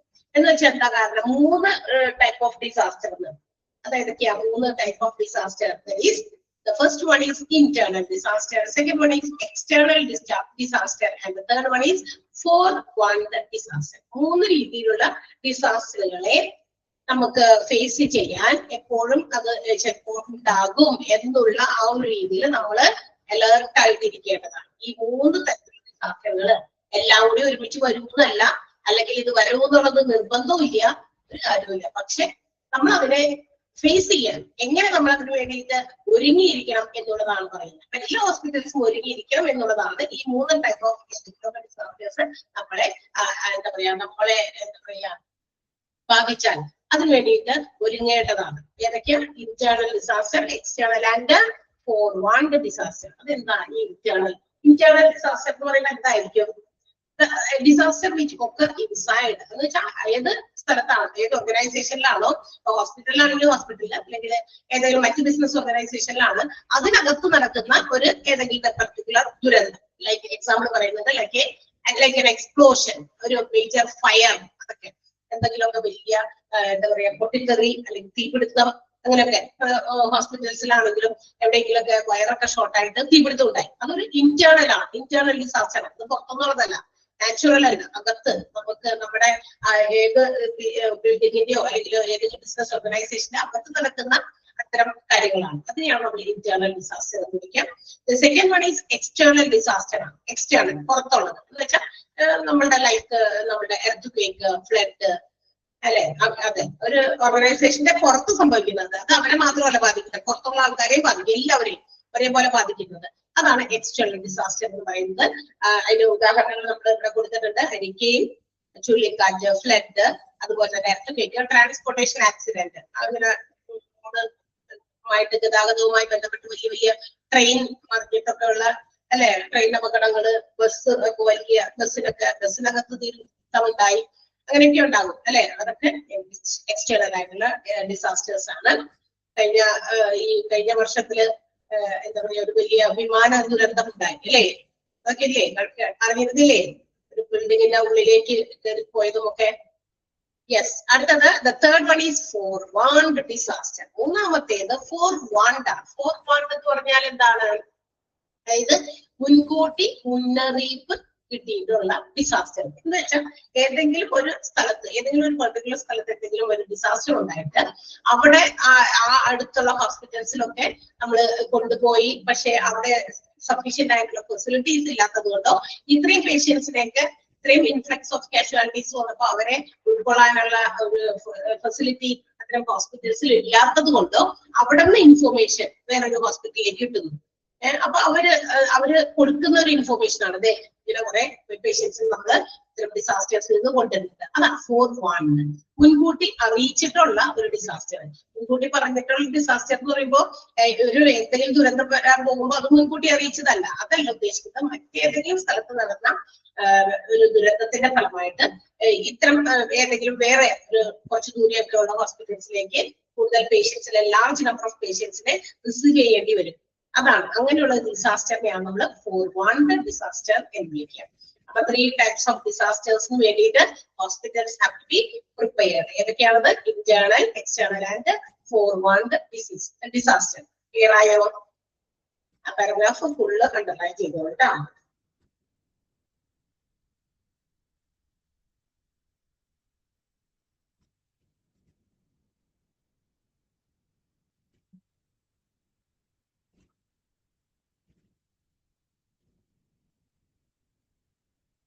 So proper planning should be done. So to face this or to overcome the disaster situation, proper planning should be done. എല്ലാ രീതിയിലും ആവശ്യത്തിന് പ്ലാനിങ് എല്ലാ തലത്തിലും ഉണ്ടായിരിക്കണം അല്ലെ. കൺസൾട്ടേഷനുമായിട്ട് ബന്ധപ്പെട്ടതായിരിക്കാം. പിന്നെ ഈ ഡിസാസ്റ്റർ റിക്കവർ ചെയ്യുന്ന സമയത്ത് നമുക്ക് ബന്ധപ്പെടേണ്ട ചില ആളുകളും ചില ഏരിയാസും ഉണ്ട് അല്ലെ. ലൈക്ക് ഫയർ ബ്രിഗേഡ്, ഇത് നമ്മുടെ ഫയർ സ്റ്റേഷൻ, അവരുമായിട്ട് പോലീസുമായിട്ട് സിവിൽ ഡിഫൻസ് ആയിട്ട് ബന്ധപ്പെട്ട് അങ്ങനെയുള്ള ചില ഏജൻസീസുമായിട്ടൊക്കെ തീർച്ചയായിട്ടും ഒരു എന്താ പറയാ കണക്ഷൻ ഒരു ഹോസ്പിറ്റൽസിന് ഉണ്ടായിരിക്കണം. അതിനു വേണ്ടിയിട്ടുള്ള പ്ലാനിങ് ഒക്കെ ഉണ്ടായിരിക്കണം. ഏതെങ്കിലും ഡിസാസ്റ്റർ ഒക്കെ കഴിഞ്ഞാൽ ഇവരെയൊക്കെ നമുക്ക് ചിലപ്പോൾ ബന്ധപ്പെടേണ്ടി വരും. സോ ആ നേരത്തല്ല പോയിട്ട് അവരുടെ എന്താ പറയുക വിവരമൊക്കെ ശേഖരിക്കുന്നത്. അതിന് മുമ്പേ തന്നെ ഇവരുമായിട്ടൊരു ഒരു കമ്മ്യൂണിക്കേഷൻ, ഇത്തരം കാര്യങ്ങളൊക്കെ നമുക്ക് ഇവരുമായിട്ടൊക്കെ ചിലപ്പോൾ കമ്മ്യൂണിക്കേറ്റ് ചെയ്ത് പല കാര്യങ്ങൾക്കും തീരുമാനങ്ങൾ എടുക്കാനോ വേണ്ടി വരും. പോലീസൊക്കെ ആവശ്യം വരും. അപ്പൊ അങ്ങനെയുള്ള കാര്യങ്ങൾക്കൊക്കെ ഈ ഒരു എന്താ പറയാ ഒരു കൺസൾട്ടേഷൻ എല്ലാവരുമായിട്ടൊക്കെ ഉണ്ടായിരിക്കണം. Like civil authorities, fire brigade, police, civil defence, warden, ഇങ്ങനെയുള്ള ഏജൻസീസുമായിട്ടൊക്കെ ഒരു ബന്ധം, അതിനു വേണ്ടിയിട്ടുള്ള പ്ലാനിങ്ങും എല്ലാം നമ്മുടെ ഈ പ്ലാനിങ്ങിൽ ഉൾപ്പെടുത്തിയിരിക്കണം എന്നാ പറയുന്നത്. ഇനി മാത്രമല്ല planning should be as safe as possible. എത്രയും നല്ല രീതിയിലുള്ള പ്ലാനിങ് നടത്തി കഴിഞ്ഞാൽ ഡിസാസ്റ്റർ ട്രയേജും മറ്റു കാര്യങ്ങളും ആൻഡ് ഓൾസോ പേഷ്യൻസിനെ നമ്മൾ ഡിസ്ട്രിബ്യൂട്ട് ചെയ്യുന്ന മറ്റു ഹോസ്പിറ്റൽസിലേക്കോ എവിടേക്കോ നമ്മൾ എവിടേക്കൊക്കെയാണ് കൊണ്ടുപോകുന്നത് അവിടെയുള്ള കാര്യങ്ങളുടെ ഇഫക്റ്റീവ് കോർഡിനേഷനും അതുപോലെ തന്നെ most effective use of the resources, available ആകുന്ന റിസോഴ്സസും ഫെസിലിറ്റീസും പരമാവധി നമുക്ക് ഉപയോഗിക്കാൻ പറ്റുന്നത് ഇതൊക്കെ നമ്മുടെ ഡിസാസ്റ്റർ പ്ലാനിൽ ചെയ്യണം എന്നുള്ളത് വളരെ നിർബന്ധമാണ്. മനസ്സിലായോ? ഉള്ള റിസോഴ്സസ് മാക്സിമം യൂസ് ചെയ്യാം. And distribution of patients to different hospitals, മറ്റൊരു ഹോസ്പിറ്റൽസിലേക്ക് ഷെയർ ചെയ്യാൻ പറ്റുന്നു. ഇപ്പൊ നമ്മുടെ ഹോസ്പിറ്റലിൽ ഇവിടെ നോക്കിക്കൊണ്ടിരിക്കുകയാണ്. പക്ഷെ എങ്കിലും സൗകര്യം ഉണ്ടെങ്കിൽ തൊട്ടടുത്ത് തന്നെ വീണ്ടും ഹോസ്പിറ്റൽസിലുണ്ടെങ്കിൽ അങ്ങനെയൊക്കെ ഡിസ്ട്രിബ്യൂട്ട് ചെയ്തോ ഡിസാസ്റ്റർ സൈറ്റിനെയൊക്കെ വളരെ നല്ല രീതിയിൽ മാനേജ് ചെയ്യാനൊക്കെ ഈ പ്ലാനിങ്ങിൽ ഉൾപ്പെടുത്തണം. ക്ലിയർ ആയോ? മനസ്സിലായോ? ഓക്കെ, അണ്ടർലൈൻ ചെയ്യാനൊന്നുമില്ല. അടുത്തത്, there should be a disaster management committee. ഇനി എന്താണ്? ഒരു ഡിസാസ്റ്ററിനെയൊക്കെ മാനേജ് ചെയ്യാനുള്ള ഒരു കമ്മിറ്റി. എന്ത് കാര്യങ്ങളും ഭംഗിയായി നടത്താൻ നമ്മൾ ആളുകൾ കണ്ടെത്തുന്ന ഒരു രീതിയാണ് ഒരു കമ്മിറ്റി ഫോം ചെയ്യും. ഒരു ഉത്സവം വന്നു കഴിഞ്ഞാൽ ഒരു അമ്പലങ്ങളില് ഉത്സവ കമ്മിറ്റി ഫോം ചെയ്യും. പള്ളിപ്പെരുന്നാൾ വന്നാൽ പള്ളിപ്പെരുന്നാളൊക്കെ സ്മൂത്ത് ആയിട്ട് ഫംഗ്ഷൻ ചെയ്യാൻ ഒരു കമ്മിറ്റി ഫോം ചെയ്യും. അതിലുള്ള ആളുകളെ ഓരോരോ കാര്യങ്ങൾ അങ്ങോട്ട് ചുമതലകൾ ഇവ ഏൽപ്പിക്കും. ഇന്ന കാര്യം നിങ്ങൾ ചെയ്യുന്നത് കേട്ടോ. ഒന്ന് രണ്ട് പേരെ അവർ ഗ്രൂപ്പായിട്ട് എന്താ പറയാ ഇപ്പൊ വേറെ ഏതെങ്കിലും ഒരു കാര്യം വേറെ രണ്ടുപേരെ ഏൽപ്പിക്കുന്നു. സോ അങ്ങനെ വരുമ്പോ എല്ലാവരും കൂടി എല്ലാം ചെയ്ത് കൊളാക്കുന്നതിനേക്കാൾ അവരവർക്ക് കൊടുത്തിരിക്കുന്ന ചെറിയ ചെറിയ ഇത് ആയിട്ടുള്ള ഉത്തരവാദിത്തങ്ങൾ ഭംഗിയാക്കി ചെയ്യാൻ പറ്റും അല്ലെ. ഷോർട്ട് ആൻഡ് സ്വീറ്റ് ആയിട്ട് ചെയ്യാൻ പറ്റും. അപ്പൊ അതുപോലെ തന്നെ ഹോസ്പിറ്റൽസിൽ ആണെങ്കിലും there should be a disaster management committee to execute the disaster plan. നമ്മൾ ഉണ്ടാക്കി നേരത്തെ പ്ലാൻ ചെയ്ത് വെച്ചിരിക്കുന്ന ഡിസാസ്റ്റർ പ്ലാന്റെ എക്സിക്യൂട്ട് ചെയ്യാൻ എന്ന് വെച്ചാൽ നടപ്പിലാക്കണമെങ്കിൽ ഈ കമ്മിറ്റി ആണ് ഇതിനു വേണ്ടിയിട്ടുള്ള കാര്യങ്ങൾ ചെയ്യേണ്ടത്. അപ്പോ ഡിസാസ്റ്റർ മാനേജ്മെന്റ് കമ്മിറ്റി അതിനകത്ത് ഉൾപ്പെടുന്ന ആരൊക്കെ ആയിരിക്കും, അതിനകത്ത് ആരൊക്കെ വേണം, ആ ഒരു കമ്മിറ്റിയിൽ ആരൊക്കെയാണ് വേണ്ടത്? Like director or the medical superintendent, ഒന്നില്ലെങ്കിൽ ഹോസ്പിറ്റലിന്റെ ഡയറക്ടർ അല്ലെങ്കിൽ medical superintendent, administrative officer, hospital administrative officer, head of clinical units, ഓരോ ക്ലിനിക്കൽ യൂണിറ്റിന്റെയും ഹെഡുകൾ, HOD-കൾ, ഇൻക്ലൂഡിംഗ് ഓപ്പറേഷൻ തിയേറ്റർ, അതിൽ പ്രധാനമായിട്ടും നമ്മുടെ ഓപ്പറേഷൻ തിയേറ്ററിലെ HOD, അതുപോലെ casualty, matron, officers in charge of transport. ഇനി ആളുകളെയൊക്കെ അങ്ങോട്ടും ഇങ്ങോട്ടൊക്കെ ഉപയോഗിക്കാനുള്ള ചാർജുള്ള കുറച്ച് ഓഫീസേഴ്സ്. പിന്നെ സപ്ലൈ, സെക്യൂരിറ്റി ആൻഡ് കമ്മ്യൂണിക്കേഷൻ, പല സാധനങ്ങൾ സപ്ലൈ ചെയ്യേണ്ടി വരും. കൂടുതൽ മെഡിസിൻസ് ആകാം, മറ്റ് ഏതെങ്കിലും തരത്തിലുള്ള എക്യുപ്മെന്റ്സ്, ഫാർമസ്യൂട്ടിക്കൽ ഉപകരണങ്ങൾ, അങ്ങനെയൊക്കെ ആയിരിക്കാം, സർജിക്കൽ ഇൻസ്ട്രുമെന്റ്സ് ഒക്കെ. അപ്പൊ അതിന്റെ സപ്ലൈ. പിന്നെ സെക്യൂരിറ്റി, നമ്മുടെ സാധാരണ ഡെയിലുള്ള സെക്യൂരിറ്റി സിസ്റ്റം പോരാണ്ട് വരും ഹോസ്പിറ്റൽസിൽ. ഒരു സാധാരണ ഒരു ഹോസ്പിറ്റലാണെങ്കിൽ സാധാരണ ദിവസങ്ങളിൽ നമ്മൾ ഹോസ്പിറ്റലിലേക്ക് ചെല്ലുമ്പോ നമുക്ക് എന്തെങ്കിലും എവിടേക്കാ പോകേണ്ടതെന്നൊന്നും ചിലപ്പോ ചില ഹോസ്പിറ്റലൊക്കെ ഞങ്ങൾക്ക് മനസ്സിലാവില്ല. വലിയ വലിയ ഹോസ്പിറ്റലിൽ ഏത് സ്ഥലത്തേക്കാ പോകണ്ടേ, ഇന്ന സ്ഥലത്ത് ഞങ്ങൾക്ക് പോകണം, ഇന്ന ഡിപ്പാർട്ട്മെന്റിൽ പോകണം, ഏതിലെ പോകണം, അവിടെ സെക്യൂരിറ്റീസ് ഉണ്ടെങ്കിൽ അവരോട് ചോദിച്ചാൽ നമുക്ക് മനസ്സിലാവും. അതായത് പേഷ്യൻസിന് വലിയ പ്രശ്നമോ ബുദ്ധിമുട്ടൊന്നും ഇല്ലാതെ അവരെ സൗകര്യപ്രദമായിട്ട് ഹോസ്പിറ്റൽസിന്റെ അകത്തേക്കൊക്കെ ലീഡ് ചെയ്യുന്ന കുറച്ച് കാര്യങ്ങളൊക്കെയാണ് ഇവർ ചെയ്യുക. അപ്പൊ ആ സാധാ ഡേയ്സിൽ, നോർമൽ ഡേയ്സിലുള്ള പോലെ ആയിരിക്കില്ല ഈ പർട്ടിക്കുലർ ടൈമില്, ദാറ്റ് മീൻസ് ഡിസാസ്റ്റർ ഒക്കെ ചെയ്യുന്ന സമയത്ത്. ഒരുപാട് പേഷ്യൻസിനെ കൊണ്ട് ഒരുപാട് വാഹനങ്ങളൊക്കെ ഇങ്ങനെ വന്ന് ഗേറ്റിലൊക്കെ ഒത്തിരി കൺഫ്യൂഷൻസ് ഒക്കെ ഉണ്ടാക്കാം. അല്ലെങ്കിൽ ആളുകൾ മണ്ണെ ഉള്ളിൽ തള്ളി കയറി എന്താ പറയാ, ഈ ഏതെങ്കിലും വയ്യായികൾ വന്നിരിക്കുന്ന ആളുകളുടെ റിലേറ്റീവ്സ് ഒക്കെ വന്നിട്ട് പ്രശ്നങ്ങളൊക്കെ ഉണ്ടാക്കാം. സോ അതിനൊക്കെ ഒന്ന് കൺട്രോൾ ചെയ്യാനും ഹോസ്പിറ്റൽസിന്റെ സ്മൂത്ത് ഫംഗ്ഷനിങ്ങിനെ ബാധിക്കാത്ത രീതിയിൽ ട്രാൻസ്പോർട്ടേഷൻ ഒക്കെ കൃത്യമാക്കാനൊക്കെ സെക്യൂരിറ്റീസ് ആവശ്യം വേണ്ടി വരും കൂടുതലൊക്കെ.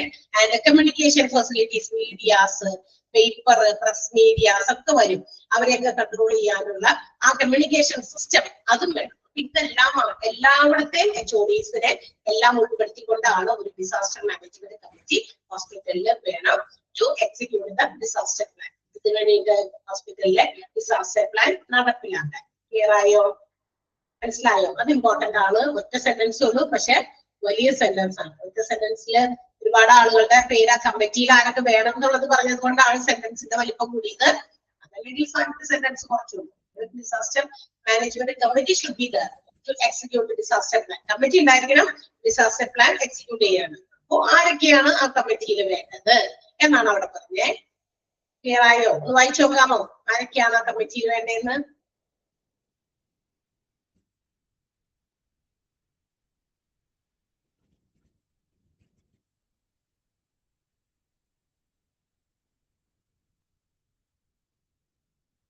ഫുൾ പാരഗ്രാഫ് മീൻസ് ഒറ്റ ക്വസ്റ്റ്യൻ. അക്ഷയ് ഒറ്റ സെന്റൻസ് ആണത്. ഒരു സെന്റൻസ് ഉള്ളൂ. സെന്റൻസ് ഇതാണ്: ഡിസാസ്റ്റർ പ്ലാൻ എക്സിക്യൂട്ട് ചെയ്യണമെങ്കിൽ ഒരു ഹോസ്പിറ്റലില് disaster management committee should be there. ആ കമ്മിറ്റി കൺസിസ്റ്റ് ഓഫ്, ആരൊക്കെയാണ് കമ്മിറ്റിയിൽ വരുന്നതെന്നാണ് അടുത്ത കോമന്റ് ഉണ്ട്. വിസ് മീൻസ് എന്താ? VIZ. വിസ് എന്ന് പറഞ്ഞാൽ നെയ്മിലി, ഈ പറയുന്ന ആൾക്കാര് അവരുടെ പേരുകളാണ്. ആരൊക്കെയാണ്? ഡയറക്ടർ, മെഡിക്കൽ സൂപ്പറിൻറ്റൻഡന്റ്, ഡയറക്ടർ അല്ലെങ്കിൽ മെഡിക്കൽ സൂപ്പറിൻറ്റൻഡന്റ് മതി, administrative officer, head of clinics, പല ക്ലിനിക്കൽ യൂണിറ്റിന്റെയും ഹെഡുകൾ, ദാറ്റ് മീൻസ് HOD-കൾ. അത് ഏതിന്റെയൊക്കെയാണ്? Operation theatre, casualty, patron, officers and in charge of transport, supply, security and communication.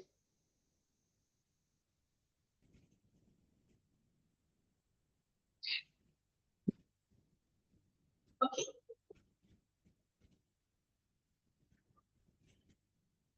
So what is the responsibility of disaster management committee?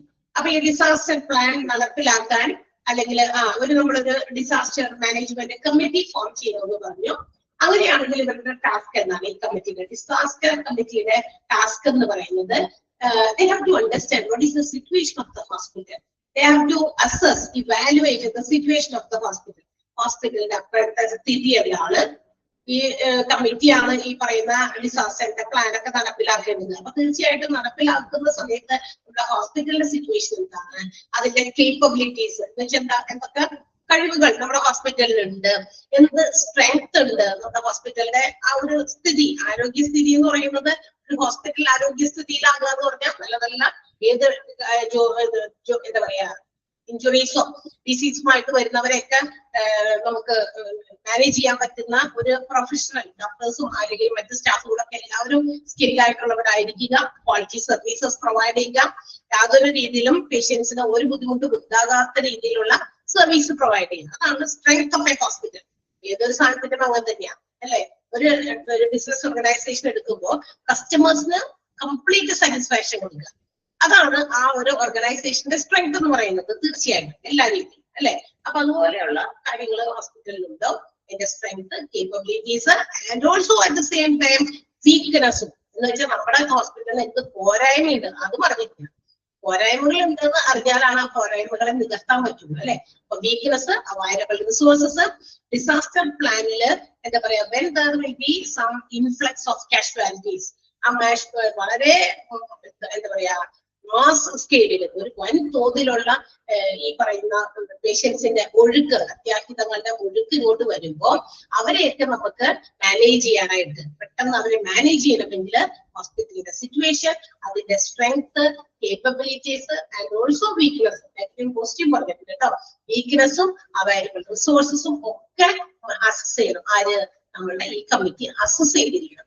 അവരത് assess ചെയ്ത് വിലയിരുത്തി ഇതൊക്കെയാണ് ഇതിന്റെ കാര്യങ്ങളൊക്കെ മനസ്സിലാക്കി വെച്ചോണ്ട് നമ്മുടെ കമ്മിറ്റി. Okay, yes. അപ്പൊ ആ ഒരു സെന്റൻസ് അപ്ലൈ ചെയ്യാം കേട്ടോ. അതും ചെറിയ അല്ല, ഒറ്റ സെന്റൻസേ ഉള്ളൂ, പക്ഷെ വലിയ സെന്റൻസ് ആണ് മാത്രം.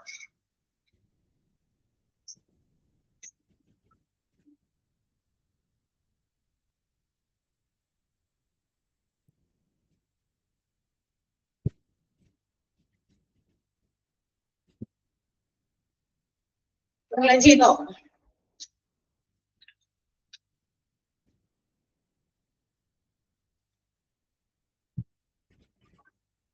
ഓക്കെ,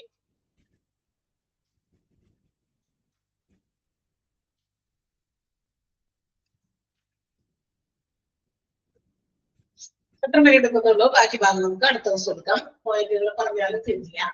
എസെൻഷ്യൽസ്, അതായത് ഒരു ഡിസാസ്റ്റർ പ്ലാനിന്റെ ഏറ്റവും അത്യാവശ്യം വേണ്ട ചില കാര്യങ്ങളാണ്. അപ്പൊ ഇവിടെ വരെ പ്രിപ്പയറിംഗ് ഓഫ് ഡിസാസ്റ്റർ പ്ലാൻ വരെ കുറച്ച് നന്നായിട്ട് വായിച്ചു പഠിക്കാം. കുറച്ചധികം നമ്മൾ അണ്ടർലൈൻ ചെയ്തിട്ടുണ്ട് കേട്ടോ. കുറച്ച് കൂടുതൽ അണ്ടർലൈൻ ചെയ്തിട്ടുണ്ട് ഇല്ലേ? കുറച്ച് വലിയ സെന്റൻസുകളൊക്കെ അതിനകത്ത് ഓരോ കമ്മിറ്റിയിൽ വരുന്ന ആൾക്കാർ ആരൊക്കെയാണ് ആ പ്രൊഫഷണൽസ്, ഈ പ്രൊഫഷണൽസ് ഡിസാസ്റ്റർ പ്ലാനിൽ വരുന്നത്, പക്ഷെ നമ്മൾ പറഞ്ഞിട്ടുണ്ട് കുറച്ചധികം കൂടെ നന്നായിട്ട് വായിച്ചിട്ട് നോക്കുക. Okay, yes. അപ്പൊ നമുക്ക് അടുത്ത ദിവസം കാണാം. Bye. Thank you. Thank you all.